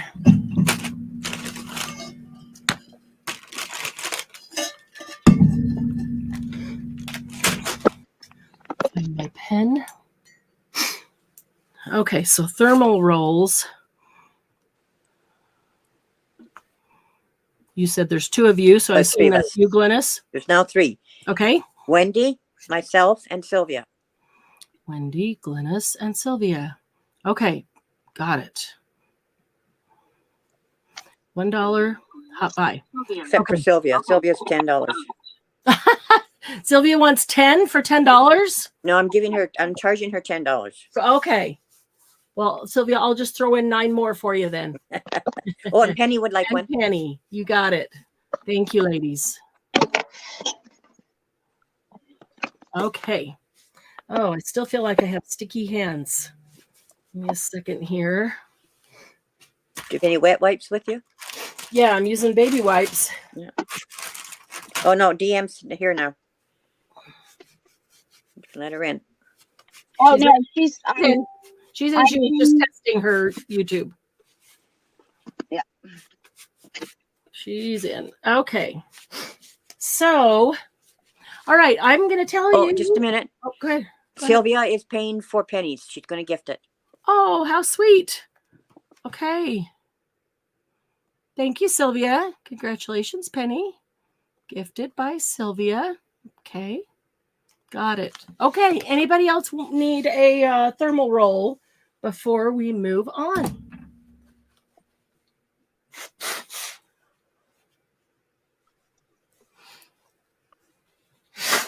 Got it. Okay. Her idea. Glynis's idea was 10. I don't know. But you'll have to take that up with Glynis. All right. Let me grab a drink. And we might need some letters, huh? Okay, we have 2 more hot buys. We'll do those first. Fast and first. If we have letters. Letters are not in letter spot. Who moved the letters? Oh. Well, oh, there's my thermal roll. That's funny. All right.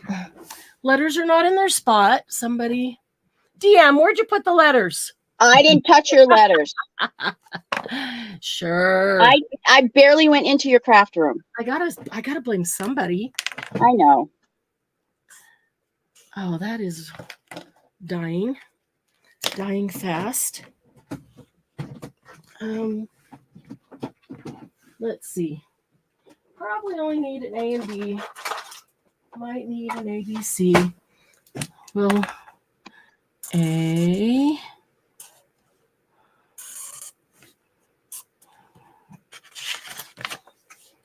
There's A. Not going to stick. I just wiped it down. That's the sticky side. Oh, geez, Marianne. I had the Post-it notes upside down. So the sticky side was up. Lucy hates the letters. She could have. She easily could have done that. Nah, they're blocks. Big blocks of wood. We started with the thermal roll, and that's all we've done. It's a hot buy for $1 each. Okay. Yeah, she was a little upset we left. Okay, we might only need an A and B, but we'll have the ABC. She pouted for a day. Yeah.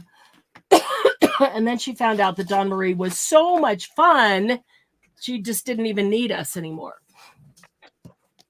She still walks into the guest room to see if you're there. Aw. That's pretty funny. Okay, so this will just be an A and a B. And these are both the other 2 hot buys. We'll do them right away. The first one is a stainless steel 13-inch grater. It's a very fine grater. I use them on garlic and lemon and lime, things like that. But the reason I got these, and I got them for a great price, they're going to be $5 a piece. The reason I got them was for our beeswax. We have big blocks of beeswax, and when you try to chip some off or cut some off, you end up with all kinds of crumbs everywhere. So I took one of these and just took my block of beeswax and ran it over it a couple of times and ended up with a perfectly fine little pile that I could spread out and then iron wherever I'm going to iron it. So my intent was for the beeswax. However, I have 23 of them. That's all I could get. So if everybody that wants one gets one, if you want more than one, because you want one also in your kitchen that you don't mix with your art beeswax one, you may get more than one, because it is a really good deal. They are stainless steel, dishwasher safe. So that will be A, the 13-inch stainless steel grater. And then B, some of you who've been here for a couple of years will have seen this, but we've done a lot of slide things lately. And several people have asked me about different ways to make slides. And so these are actual slides. They fold in half to make the slide. You can put acetate on them inside and then close them up, and it's sealed right there. Just put some glue on it. So super, super, super easy. Before you use them all, I would suggest that you draw around one and make yourself a template so that you can make more. You could also take them apart here and then use them one by one on top of something else. If you want a solid back, and then put your butterfly or whatever it is, and then have twice as many. So in this pack, you'll get 4 of the large black, 4 of the large white, and 4 of the small white. The lady just called. They would like to meet us at Penny Ann's. And how much are those? I'm sorry, $3. Thank you. They would like to meet us at Penny Ann's before they close at 2:30 in Okay. Bountiful Okay. for lunch. Okay.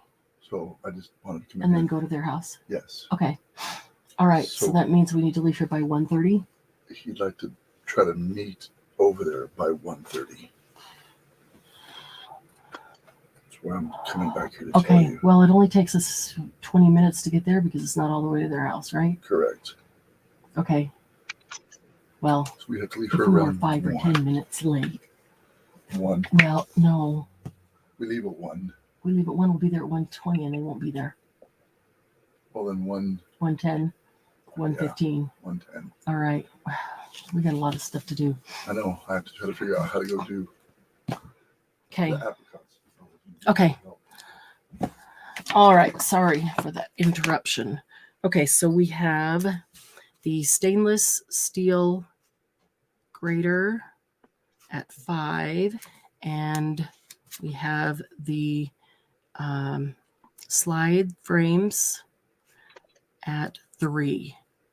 Okay. I am ready. Okay. Glennis, are you reading or DM reading? Who's reading? I can read. Okay. She's putting it in. Okay, let's go. Okay. Wendy would like the slide pack. B. Thank you, Wendy. Sylvia will take A. Thank you, Sylvia. Dawn Marie will take B. Thank you, Dawn Marie. That's all I see. Okay. Well, except for Margie, who'll buy it to use as a weapon. Yeah, no kitchen utensil, Margie. It's an art tool, or definitely a weapon. You could scrape some skin off with that for sure. Does anybody need to do their feet? Oh gosh. Oh, that's gross. Well, just not with your kitchen one. That's all. Right. Get it for yourself. I'm just thinking of the size of it. Oh.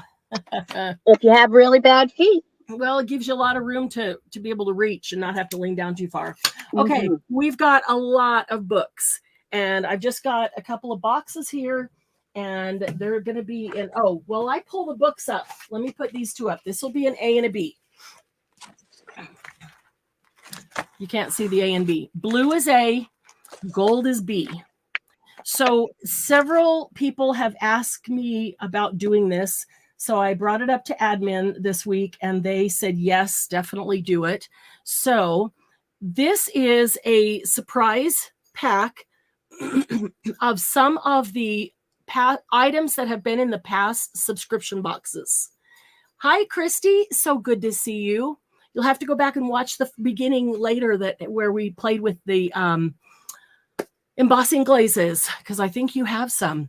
Anyway, I have a lot of the things. I get better prices when I buy larger quantities. So you know me. Yeah, I'll take 500 or whatever, So some of the things from the past subscription boxes, I have quite a few still in stock. And so I've been asked to put them together in like $10, $20, and $30 packs.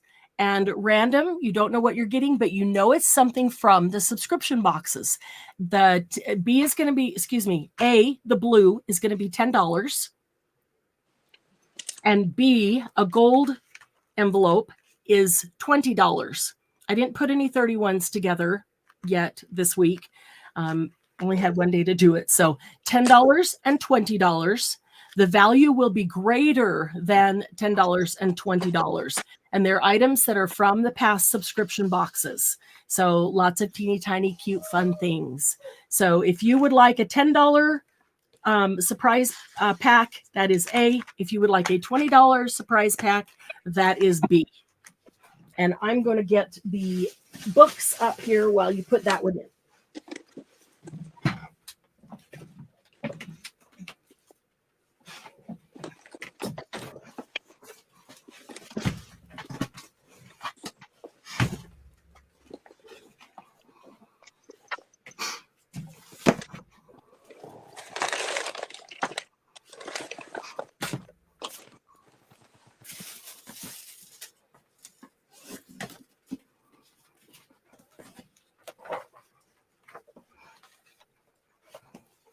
Okay, I've got the first box here.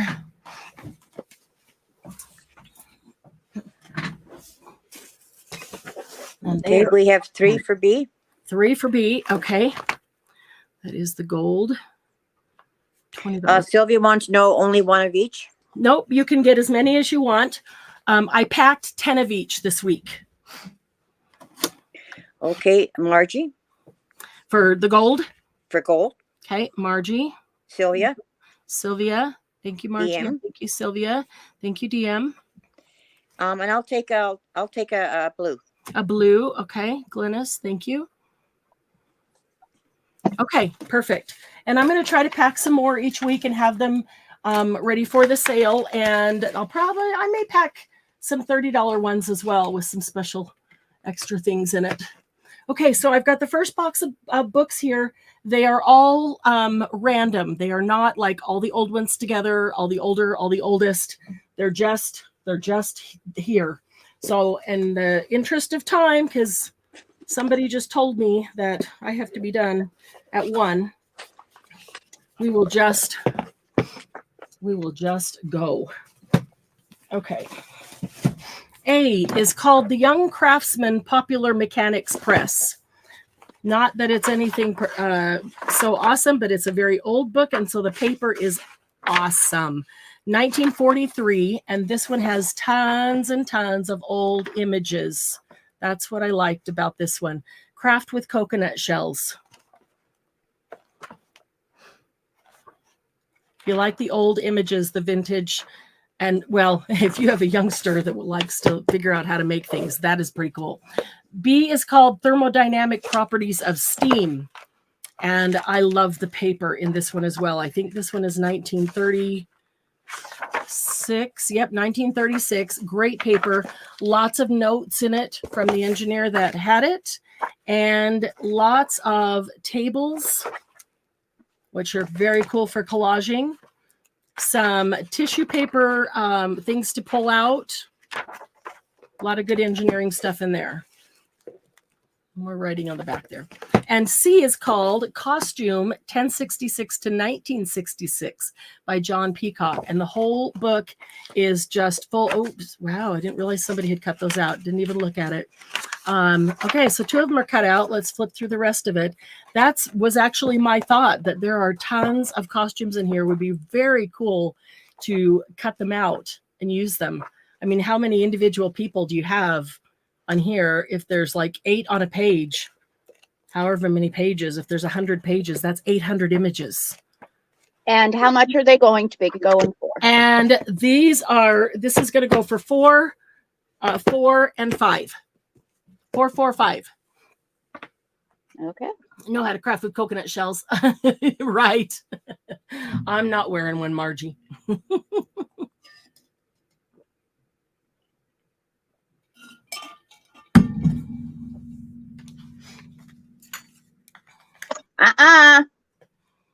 Sylvia.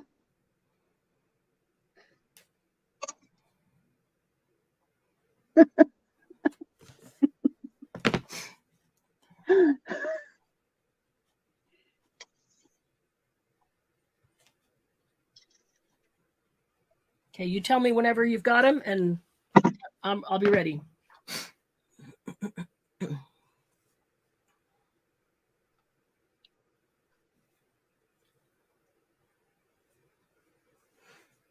I'm sorry. I'm sitting here wondering why Don Marie isn't saying anything. Okay, I will take B. I did. I said, Sylvia. Okay, Glennis, I got you for B. And Don Marie will take C. You got it. Thank you, Don Marie. And Okay, A is I'll available. split it with you, Sylvia. I'll send you some. A is available. Okay, so And A is available. Yeah. all right. So A on this one is Syriac grammar. So this whole thing is in Syriac. If you like foreign language books, there's a lot of very cool foreign language in this one. And B is a French-English dictionary. So if you like the dictionaries, this is French to English, English to French. These are each going to be $5 a piece. And C is a Harry Potter Hogwarts journal. This is a brand new one that's got, it's if you've got a youngster or not youngster that likes Harry Potter, it's basically a journal to use. You could take it apart and then use this to make a Harry Potter journal. Kind of cool. I like the cover for a Harry Potter journal. That would look really cool. And that one's 4. So 554.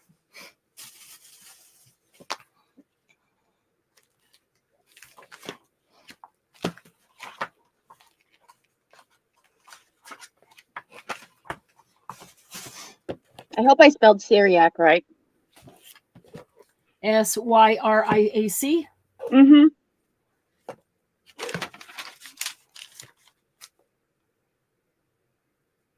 Whenever you've got them, Glennis, you can let me know. I don't have anything so far. Okay. To the next. Okay. Okay. Yeah. Oh, Bonnie came in. Hi, Bonnie. Bonnie will take C. Hi, Bonnie. Bonnie gets Harry Potter. Yeah. Long time no see, Bonnie. Thank you, Bonnie. Okay. Next is. Thank you, Glennis, for writing that. I was just trying to do it. Oh no, A. you're doing enough. A is a book of shoes. Okay, I've been hanging on to this one because I had ideas. The entire book is fabulous shoes. I had ideas for journals. Look at that heel. Just some of the coolest looking piano. Lots and lots of cool shoes in here. I had a calendar with the same kind of thing in it, and I Really? used it. Mm-hmm. Hello, Bean Boots. I just had, there's so many fun things in here. I had so many fun ideas. So A will be the shoes book, and that'll be $4. B is a Disney Aladdin postcard book. 30 memorable scenes from Disney's magical film. Every one of these is a postcard. So you could send them. You could use them as journal cards. You could use them in Disney journals. You could use them as a cover to make Disney books. So that 4, and that one will be 4. And let's put up with it. Down a Garden Path to Places of Love and Joy. This is Carla Dornacker, but she reminds me a lot of Mary Engelbright. And there's a lot of things in here that are interactive. Flip a few pages. They kind of don't flip very well. A lot of really good images, though, to cut out. They don't flip very well when you got things like this. But it hasn't been all written in on the pages like this, where you can. I like this page right there. Very pretty. So there's another seed packet. Fun stuff. Okay, $4 for any of those 3.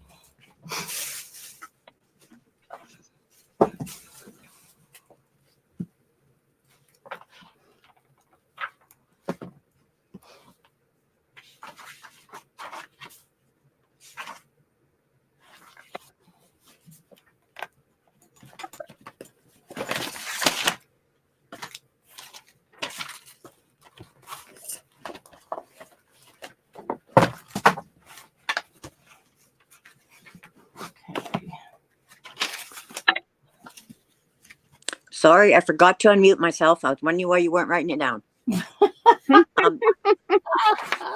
Margie will take C. You got it. Thank you, Margie.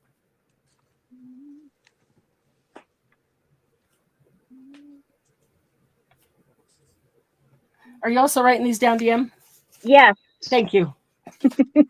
Thank you. As best as I can. That looks like it. Okay. Oh, nobody wants to do the shoe thing. All right. The next group is some old books.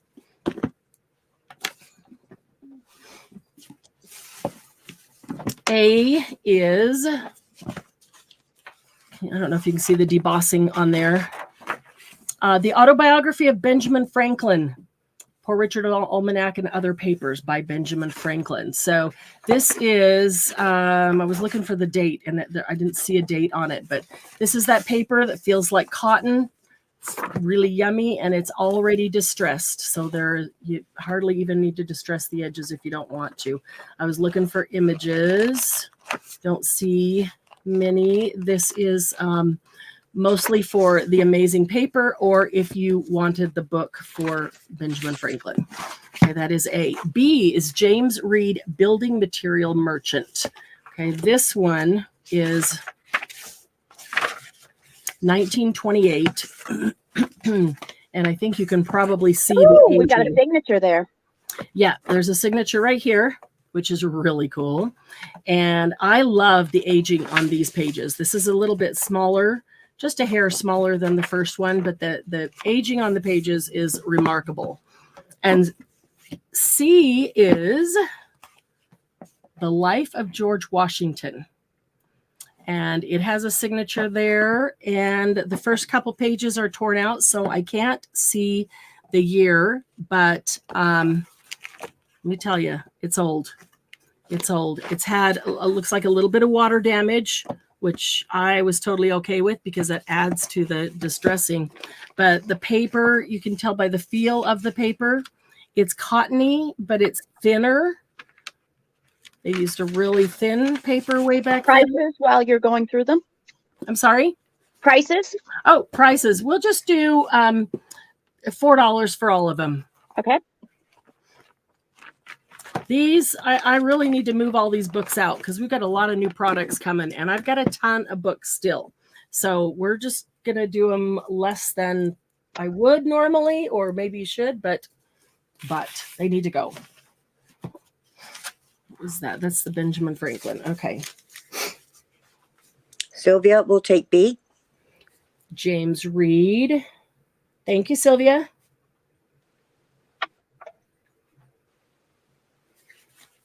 These are the kind that I gather for the paper. When I use book pages, I love the book pages of these. I don't see anybody else. Okay. A and C available. All right. This one, A, is The Heart of a Boy. If you can see the debossing pictures on there. The Heart of a Boy. I can hardly read it. Number 220, Junior Epworth League. This one has, oh shoot, it just left me. What are they? They're not pictures. They're lithographs. Yes. There's even another name for them. Plates? Plates. Look at this paper. Can you see how brown that is? Like compared to the white of this, look how brown that is. This, if you ink this, you wouldn't even see the ink at all. At all. And if nobody wants this one, I'm keeping it and tearing up because now I'm going to go back to the last one. Yes. Doria 13 Mm-hmm. would like the Aladdin postcards. Oh, you got it. Doria gets the Aladdin. I got it. Perfect. Thank you. Thank you, Doria. Okay, B is called George Eliot's Works. Look at this. This feels like velvet. It's paper. It just feels very velvety. And again, George Eliot was a girl. Yes. She had to use a pseudonym. I remember that. This is, I'm looking for the date. The date is not on there. People. But it is. Again, can you see the aging on these pages? You don't even need to ink these. These are old, old pages. Awesome. Love that. Okay, and then C, what's next? This one's got a signature right there. This one is The Life of Abraham Lincoln, Volume 2. Real aged pages. Copyright 1895. This one was 1924. Again, just the kind of paper that I love to keep. This one is full of images. Full. They're all the way through it. Abraham Lincoln and his house and house he grew up in. All kinds of cool things. So 3 amazing books there. $5 each.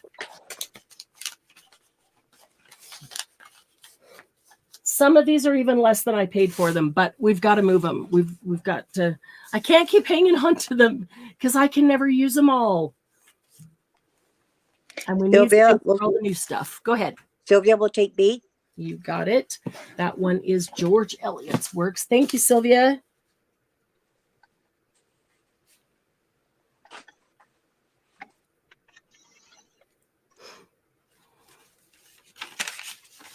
That's all I see. Okay. All righty.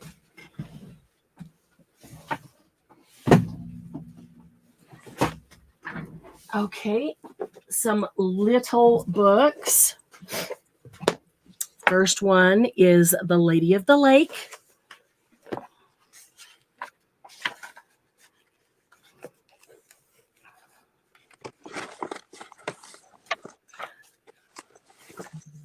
These are part of the English classics. 1902. So this one's over 100 years old, as most of those are. But The Lady of the Lake. This one has the fabric cover. It is hard, a book cover, but it's covered in the fabric. Makes a cute little journal. This one is called Life of Franklin. Got some writing in it from 1953 when it was gifted. Also there, the autobiography of Benjamin Franklin.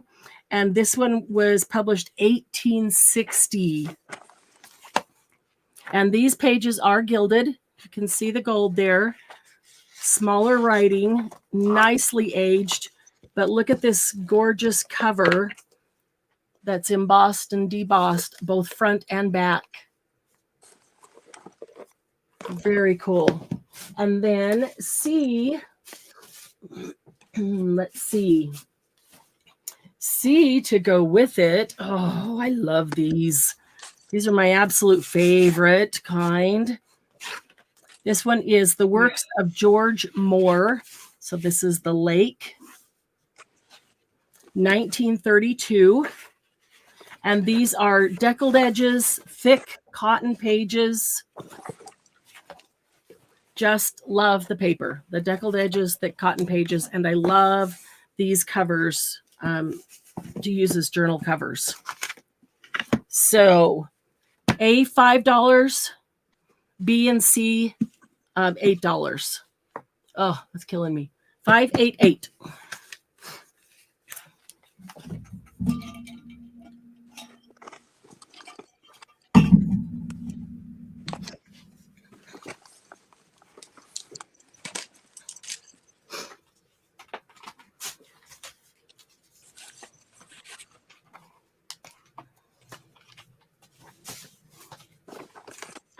I don't see anybody. Okay.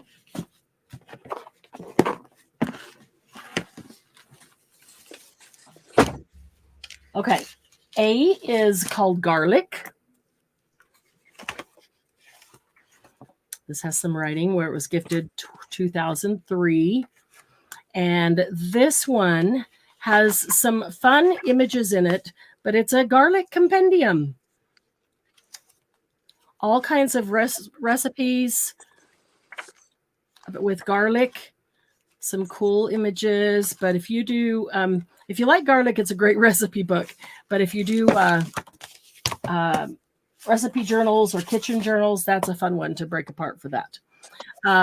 B is Tokens of Love. I'll take C from the last one. C. The George Moore, the pretty one. Yep, you got it. Thank you. I'm sorry, I didn't even see that. That's okay. That's okay. The Lake.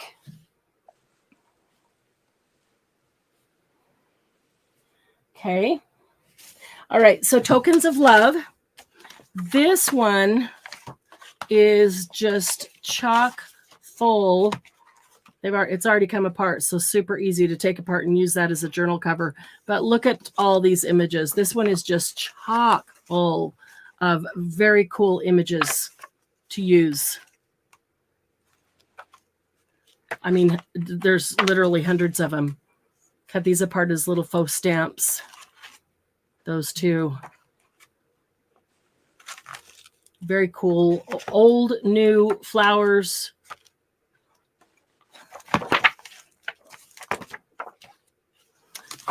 Okay, so A is going to be $3. B is going to be $4. And we need a C. I'm going to put this set up as C, because I do want to keep them as a set. It's the American Girls set, Meet Kit. And it's 1, 2, 3, 4, 5, and 6, all in the set. If you have a girl in your life that likes American Girl dolls, this is Kit. Kit learns a lesson. Kit's surprise, Christmas story. Happy birthday, Kit. A springtime story. Kit saves the day. A summer story. Changes for Kit. A winter story. So we'll keep that as a set. All 6 books. So 3, 4, and 12.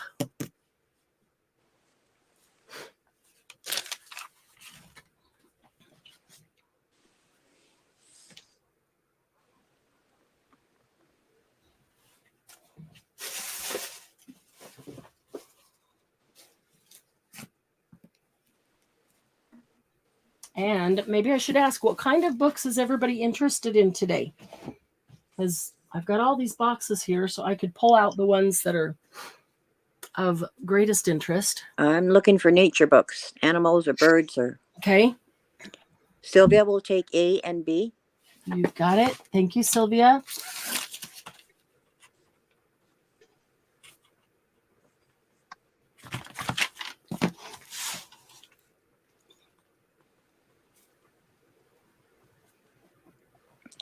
I don't see anyone for C. Okay. there's a couple people I had in mind that aren't here that I thought might be interested in C for granddaughters.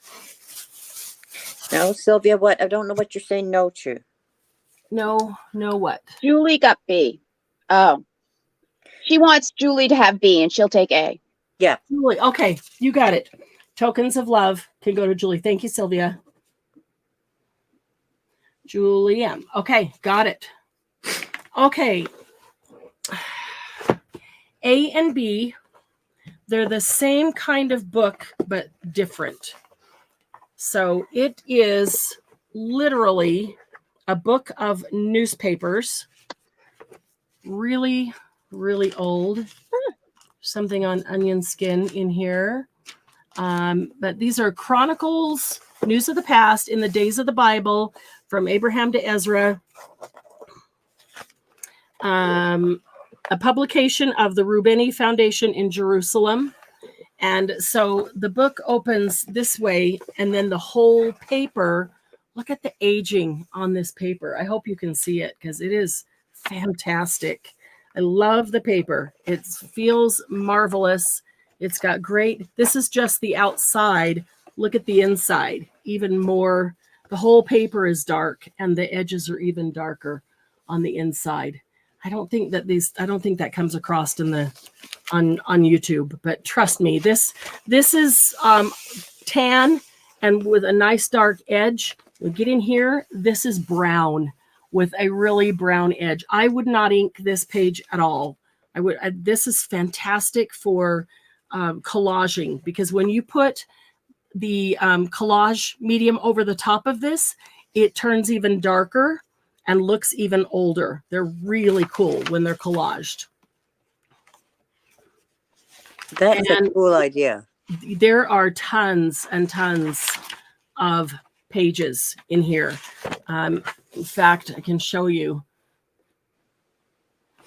And so they're huge.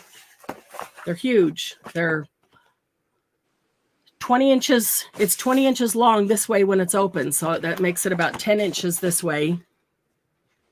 Yeah, just under 10 this way. And let's see where we are. 13 high. 13 high and about 9 3/4 wide. And so when you open that up and double it, there is a lot of stuff in here. Same thing. I'm going to put this one back in here. See how the edges can crumble off. I don't want to handle them too much, but there is just, and they're just stapled together. Take that out easily. The bottom part is not stapled, only the top, but there's cool images, but this paper is just delicious for collaging. Absolutely. It's like those old ones that I have, that the individual newspapers from the New York Times that are over 100 years old. And you've seen when I collage them and how the collage medium makes them darker when they come out. So, and we sold those for, depending on how many pages were in them, $11, $13, and $16 or $17 per paper. So we're going to do these books. They can be random because they're the same but different. I don't know that it makes, I don't know. Does it make any difference? We'll do them for $20 a piece, the entire book. And so there will be two. So it'd be the first two me's would get the two.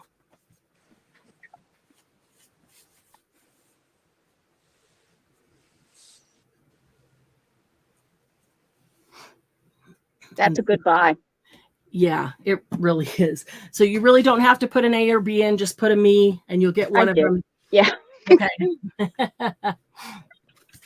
That's a great buy, honestly.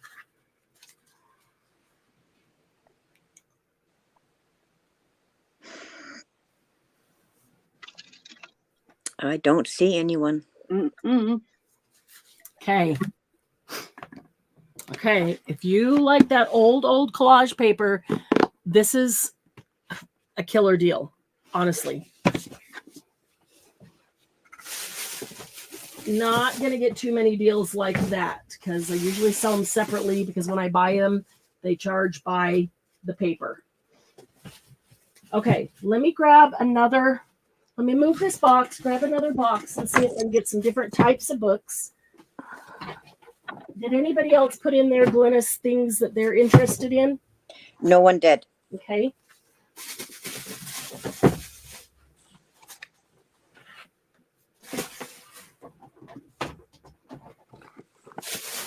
Okay, I'm going to move this box.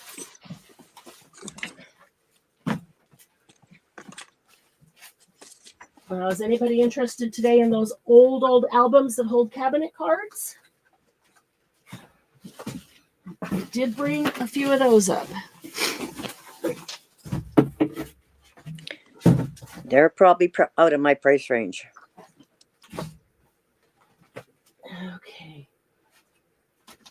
Try to pull this one over here.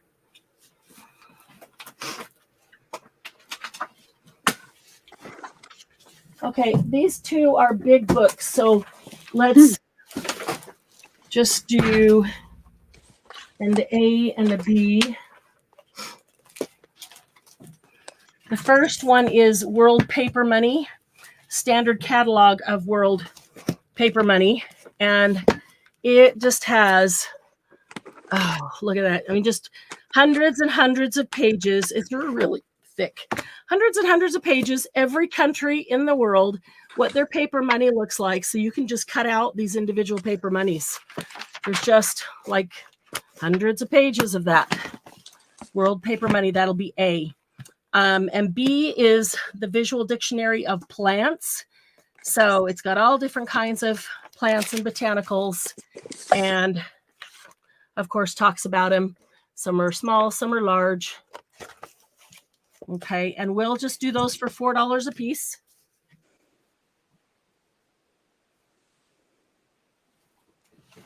Let me see if I can get this whole box up here. Oh, it's kind of heavy.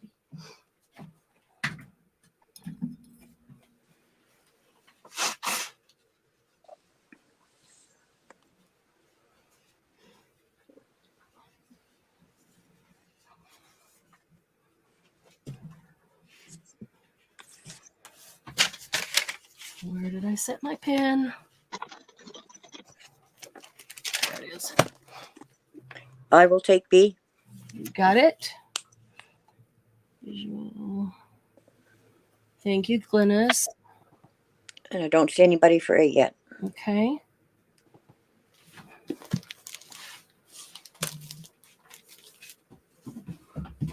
Okay. We will find some more books. Hopefully we'll find something that people are interested in.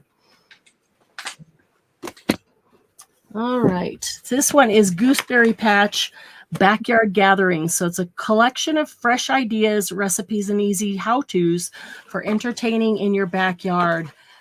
So lots of good things in there. I loved all the black and white pictures, especially of these botanicals that you could color in with watercolor or colored pencil and use all the different images.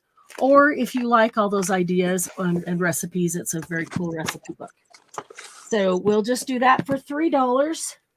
And so we can put up a couple of other $3 books.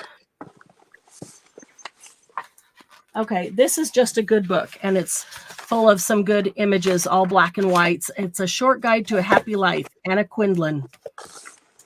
We'll do that for $3. And let's see. Here's another one we'll do for $3. A Daughter is Life's Greatest Gift. This is Blue Mountain Art. Some of you are familiar with that. But what I love about these is the paper. If you've seen the Blue Mountain Arts or the, what's her name? Susan Schutz, Polio Schutz. The paper that they use, it's deckled on the edges, and it's a thick cottony with texture paper. I love that paper. You could take this one apart and use it with that really nice paper. So we'll do all those for $3.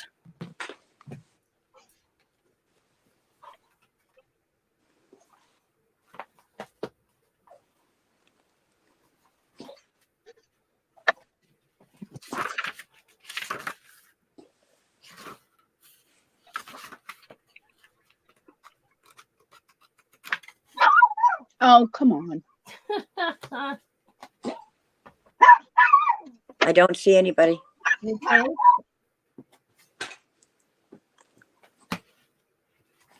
Okay, the next batch will all be $2. These are small. I kept these, this one for 2 reasons. I like the images. They would be super cute to use. Some black and white, mostly colored. But I like the size of the cover. Make a really cute little journal. It's called A Friend is Someone Who Likes You. That's A. B is God Bless America. It's prayers and reflections for our country. May or may not want to tear that one up, but there's a lot of good stuff in there. And C is La Boheme. If you are a fan of the opera, if not, there's some good old pictures you can tear up.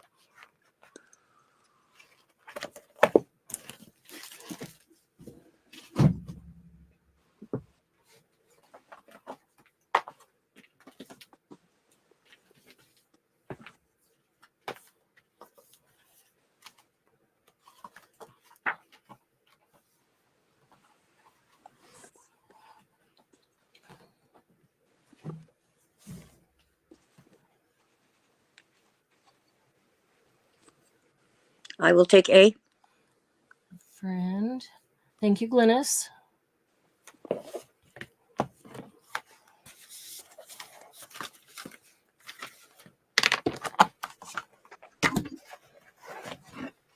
So does everybody know why I put Rent up for La Boheme? Because the musical Rent is based on La Boheme. La Boheme. I did not know that. Mm-hmm. I'm sorry, I hadn't even noticed you done that. Okay, A is Grandmother, a record book of memories. It is a brand new book, so it could be used to write in all kinds of fun things. It also has some very cool images in it that could be cut if you didn't want to, or take it apart. It would make some really fun pages for a journal. B is Orson's Farm Cuts the Corn. And this is a Jim Davis, the creator of Garfield. So it's full of cartoons about Orson's Farm. And C is Fish Happens, Words of Wisdom from the Penguins. Oh, I gotta have C. lots of fun with the penguins there. $4 each.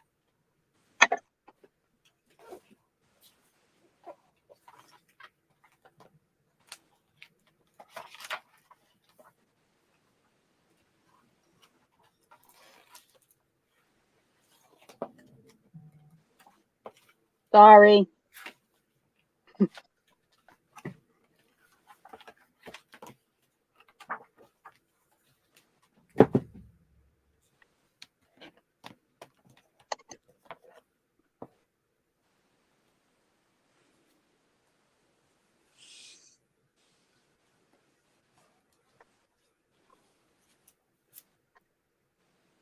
I will take the penguin one. Thank you, Glynis. That is a cute one. Well, after doing the 3 journals, I don't have much left. Not much left in penguins. Yeah. All right. Let's see if we can find something.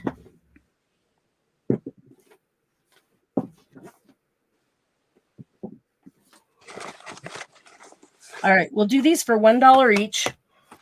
You may not care for the book, but they're great sizes for mini book covers. A is Mother and Me, but this one has a lot of interactive, like that pops up. These pull down and it changes from that picture to that picture. Very cool throughout. So that's A is Mother and Me. B is Mother Quotations, a collection of beautiful paintings and the best mother quotations. This one I thought had some fabulous pictures in it. That's why I kept that one. Lots of good pictures to use throughout. And C is called Prayers for You. If you like purple, gorgeous end paper of purple. Could be used throughout on a purple journal. But again, I like the size for a mini journal. Oh, what did I say? $1 piece? Yes. Mm-hmm.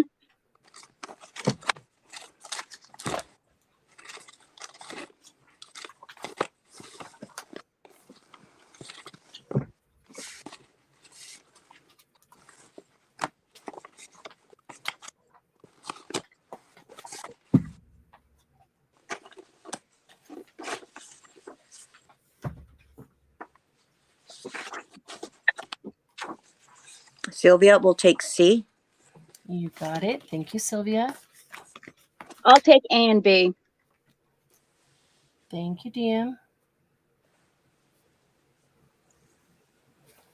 Others and mothers. But Okay. you know what can go after mother? Really? I can add a lot of words to that. Be nice now. Okay. A is Gone with the Wind cookbook, famous Southern cooking recipes. B is Secrets of the National Parks. Tons of great images throughout here from all the national parks. Or you might keep it if you like to travel and see the national parks. And C is a book called Ribbonry. Teaches you how scrapbooking, card making, home decor, and gifts, all using ribbons. Different things that you can do with ribbons. It teaches you all the different techniques. And we'll just do those for $2 a piece.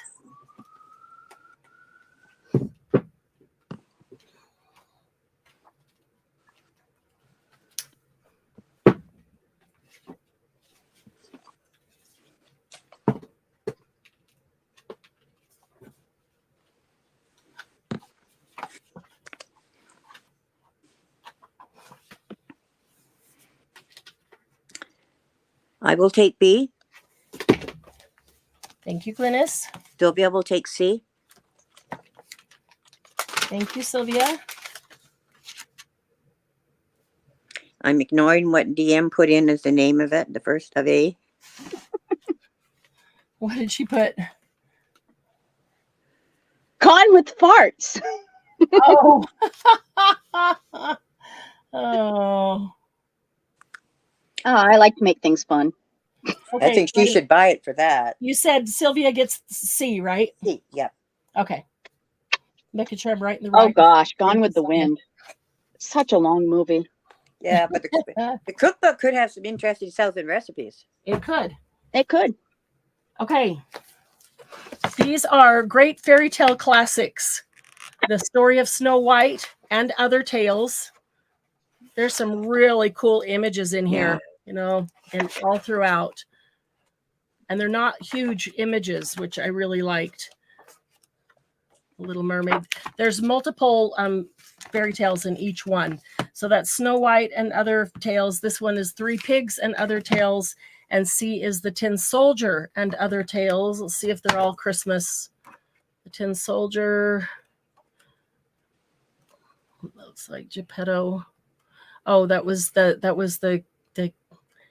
Seven Crows. The king and his the Emperor's New Clothes. We'll just do those for $2 a piece. What just happened? I don't know what just happened. Okay, there, I'm back. Something just popped up on my screen that I didn't want to. Uh-oh. How much are these? $2 a piece. Okay. See if there's anything else in this box that we like that one. Oh, I like that one.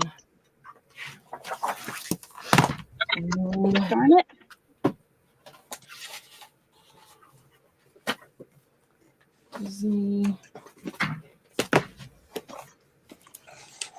Disney. Got some of the Disney limited collector's editions. We'll do those quickly.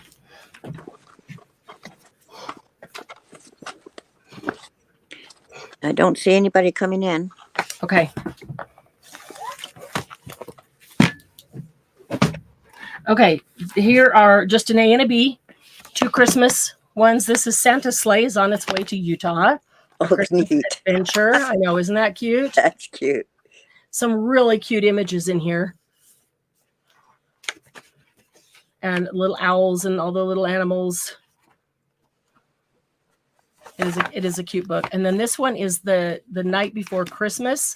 I love the cover. I really love the cover. It's kind of large. I would cut it down here and, to make a book cover out of it, because it is just a gorgeous vintage painting. You could use the pages and just let it be background because they're quite large, but we'll just do those for $1 a piece.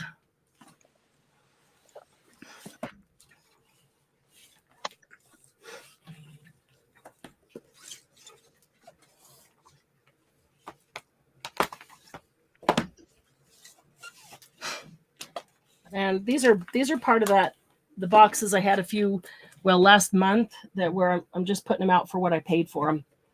Margie will take B. The $1 and $2. Thank you, Margie.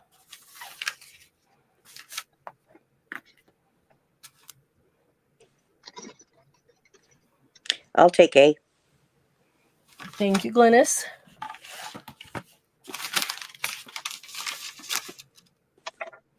Margie, Glynis.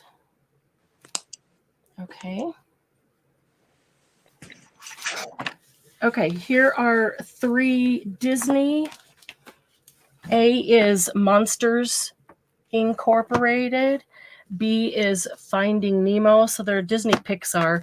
And C is 101 Dalmatians. And they are... Ignore. Sorry. Yeah, they've got a lot of good stuff in them. I paid $2 a piece, so I'll just sell them for $2 a piece. I love this little girl. She's cute. Even the monsters, I thought they're small enough that you could fussy cut them and use them.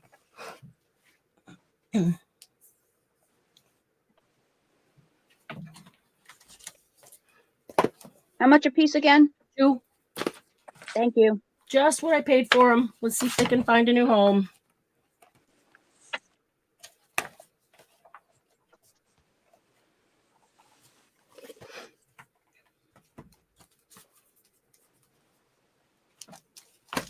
I'll take C.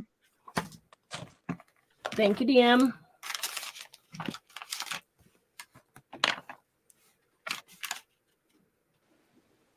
I don't see anyone else. Okay. The next 2 are Imagine That. And this is all about like ancestry and history. Oh.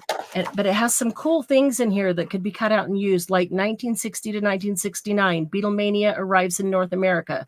Neil Young, Joni Mitchell, and Anne Murray release first albums. Jimi Hendrix plays the Star Spangled Banner at Woodstock.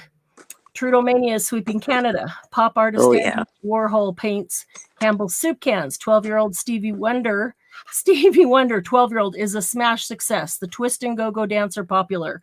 So there's a lot of really cool stuff in here for years and years. And I paid $2 for these, so we'll just do 2 for them. Imagine That. And then B is A Job for Matilda. She's cute. Are they all cats inside?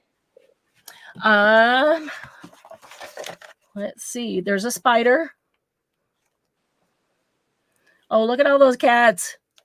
Apparently she has lots and lots of cats in her house.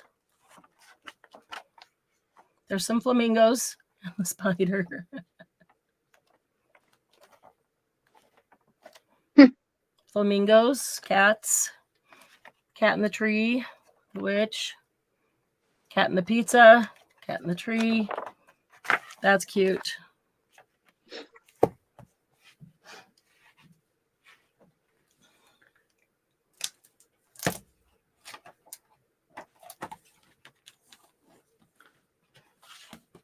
You're just doing those 2?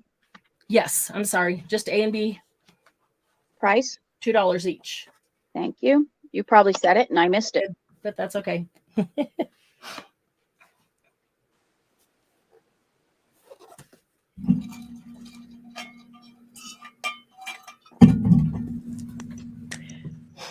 I will take B.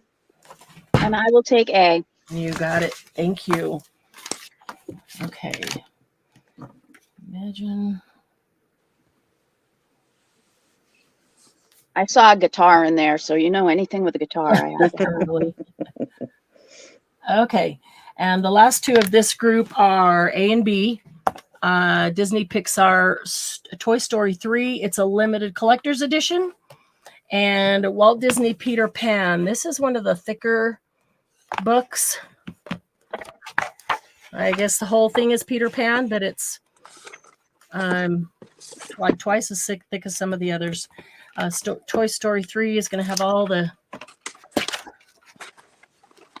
Toy Story characters in it.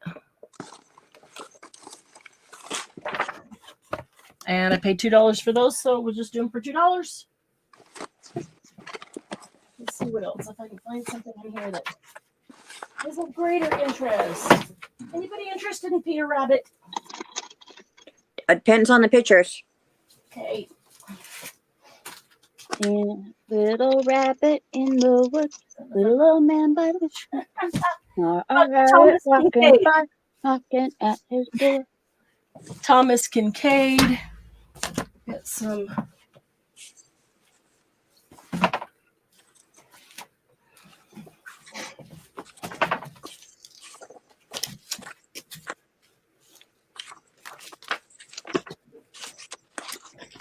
All right.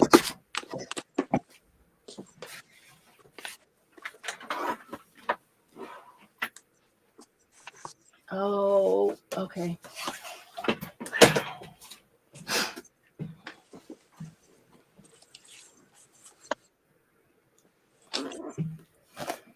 Sylvia wants the Thomas Kincaid.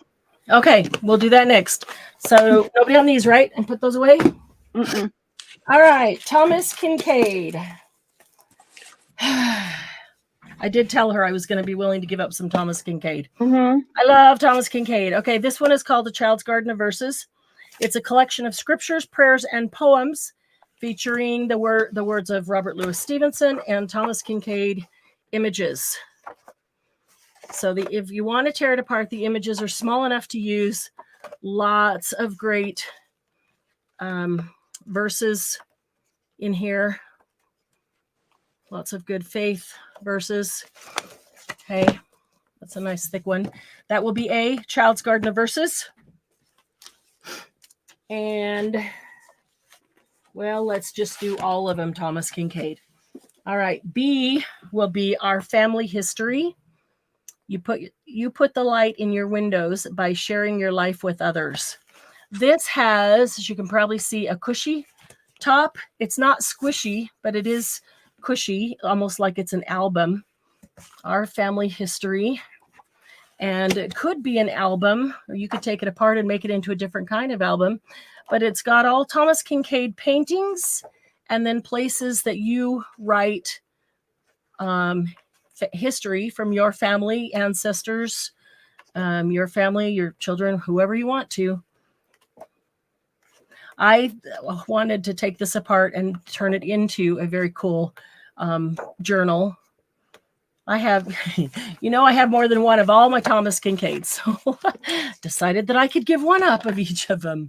Okay, so Child's Garden of Verses, Our Family History, and the third one is Simpler Times, my favorite. This one is just chock full of all of the Thomas Kincaid paintings.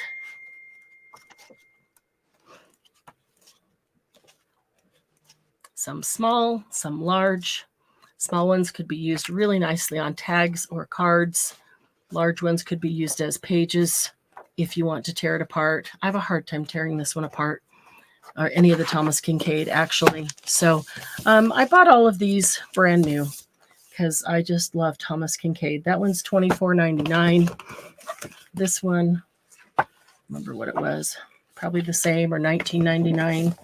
And this one, $24.99. So they're $25 books, and they've been sitting on my shelf. So let's just do them for $10 a piece. Love my Thomas Kincaid. I'm sure there's some other Thomas fans out there as well.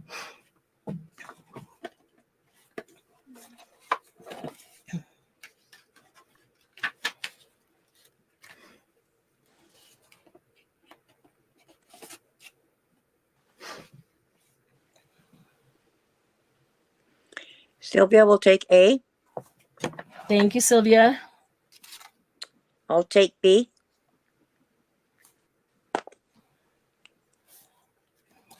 Thank you, Glennis.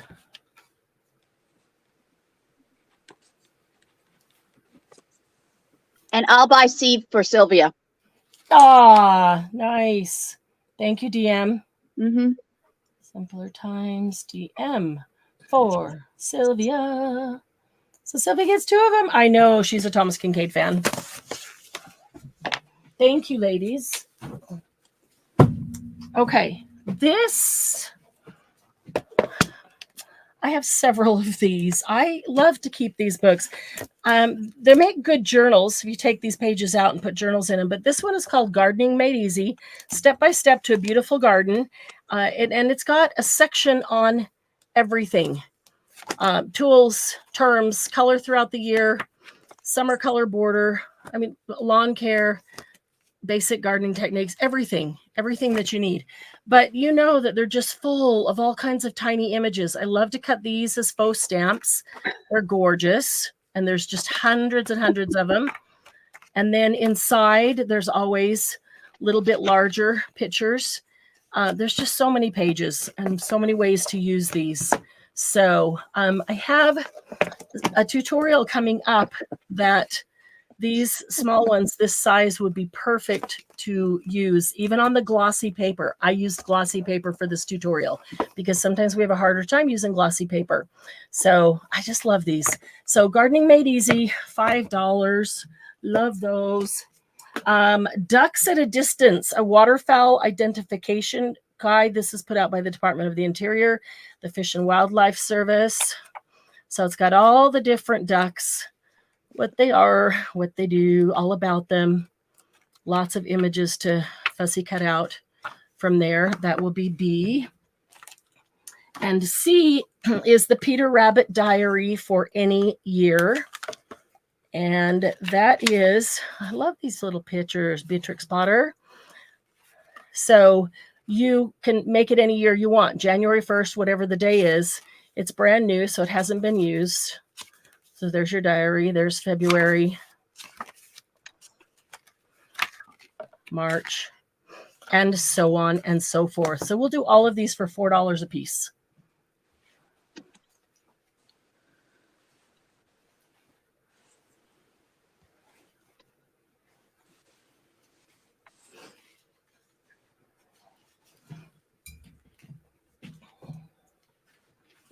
And then we're going to be pushing it on time. So yeah, you've got to leave in a few minutes.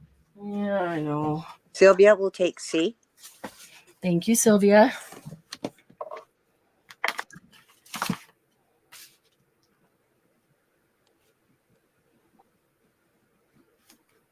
That's all I see. Sylvia. Okay. So I will show you as the last thing. I brought 3 albums up. Yes, don't forget we have a drawing to do, Marianne. Oh, yes, we do. Thank you, Margie. Shoot. We might have to go live tonight and just do the drawing because I got to get the names and put them all into the circle. So let's do that. When I get back, we'll go live tonight and just do the drawing. Okay. So I forget, what is this called? This on top. It's Glennis. Front cover. Yeah, but this. It's Bakelite. No. It's not Bakelite? No, I can't remember what it's called. And it's been so long since we even had any of these. Yeah, I know the name, but. Yeah, I know. And it's just escaping me right now because I'm feeling rushed. This is embossed in these birds. So very cool. You could put a piece of paper over it and rub it with a pencil and get that image through on the paper. That's how clear it is. Very cool. It is metal all the way around. The closure does work. If you can see this, the closure pulls out. So if the album gets bigger, it pulls out and then fits into this groove right here. So as it gets bigger and you'd need, see how there it would pull out. Very cool closure. I really like that. The back is a rust colored velvet. forget what this is called though. Debbie Ham, are you here? She'll probably know. No, she's not here anymore. Love these pages. Gold edges. This is where they slide the pictures in, the cabinet cards. This one, I don't know if this one has any cabinet cards in it, but they're great pages. Oh, I had ideas for just cutting these pages apart, you know, and one of those would make a really cool cover too. They're so thick and sturdy. I'm just checking to see if there's any cabinet cards. This one does not have any cabinet cards, but I got it because it was very cool. This is very expensive on the front, and it is hard to find them this old with actual working closures. And with no cracks. And with no cracks, yes. So this one is no cracks, working closure. So we'll put this one in as the album with birds. Yep, album with birds. That is perfect. And the minimum cellulose. Thank you. Cellulose. Thank you. Yes, that's right. Who said that? That is Margie. Thank you, Margie. Cellulose. Yes. Very cool. This one, the absolute minimum that I could do it for would be $72. So if you want to put that in at $72. Okay. And then I brought a second and a third. We'll do each one individually. Okay.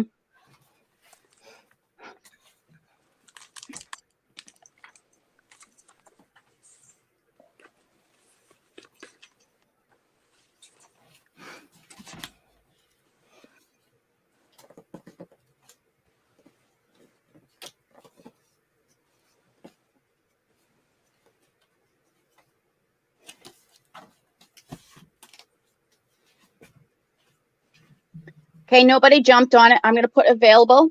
Okay. So somebody may jump on it later. Perfect. Thank you. Okay. The next one also has a cellulose cover. Isn't that pretty? I just love these images that are on here. This one does have a little bit of cracking, but I didn't care. It's hard to find them with these types of images on them. They are really gorgeous. And also a working closure. The working closures are the hardest to find.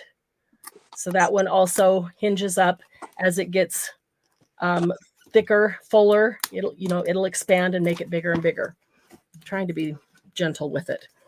I just love this cover. That is so cool. This one also, look at the pages.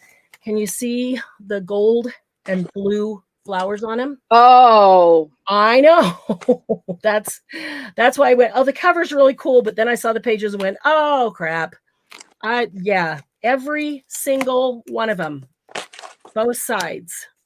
I don't know if this one has any cabinet cards in it either. Let me just. It doesn't look because you can see right through it. Well, and most of them can.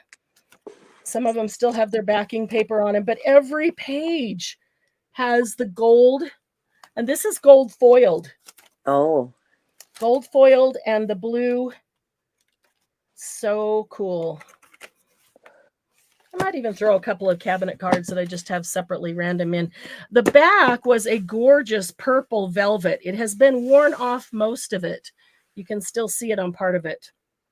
But that was a really pretty purple velvet, almost paisley type back. I'm just I wonder if you can get some of that dirt off. I'm in love with the cover, and I'm in love with the pages.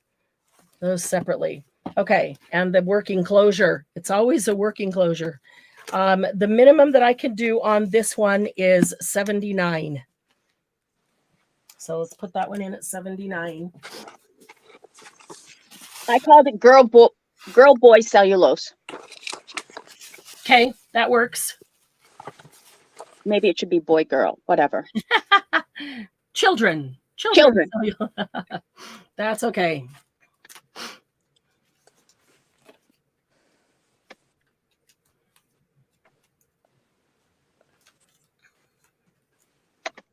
Okay. 1, 2, 3, 4, 5,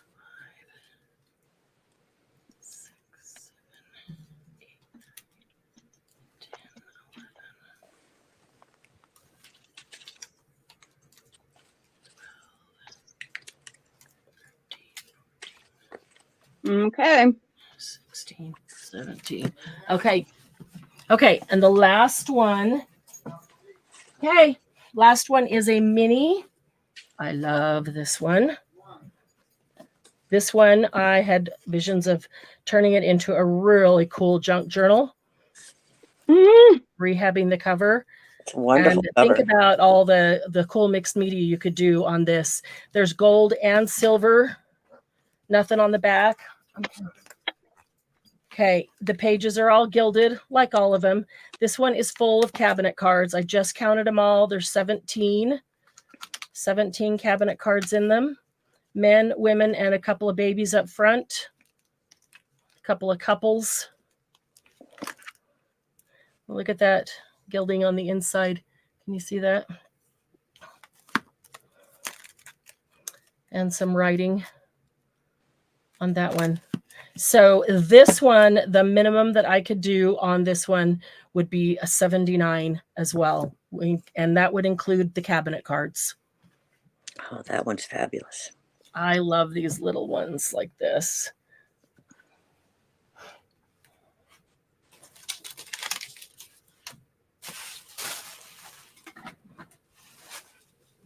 Okay, and then I will put something in the group when I get back. We will do just a short live tonight to do the drawing. Margie said there was 2 drawings. My I brain's agree, Sylvia. so you might have to remind me. I'm thinking of the July monthly challenge, the prompt challenge. Yeah, she says there's 2. Okay. Okay, well, he's starting the car and getting he's twitching his kilt at me for sure. Yeah. So I better run before I get herded out of here. Put on some clothes. All right, guys, thanks for being here. Watch the group. I will put in something. We'll go in tonight just for 15 minutes and do those drawings live, okay? Margie sent you a message. Perfect. Thank you. Oh, do I need to read it right now, Margie, or can I read it as I'm driving, as he's driving? Wendy wants to know what was the price of the embossing glazes. That was $5? The embossing glazes, yes, here on the live is $5. On the website, they're $5.25. So if you were here, so if you want any of the embossing glazes, just shoot me a message and you'll get them for $5. Okay. Thanks, everybody. I'll see you tonight for a quick Go, baby, live. go. Right, Bye. Margie.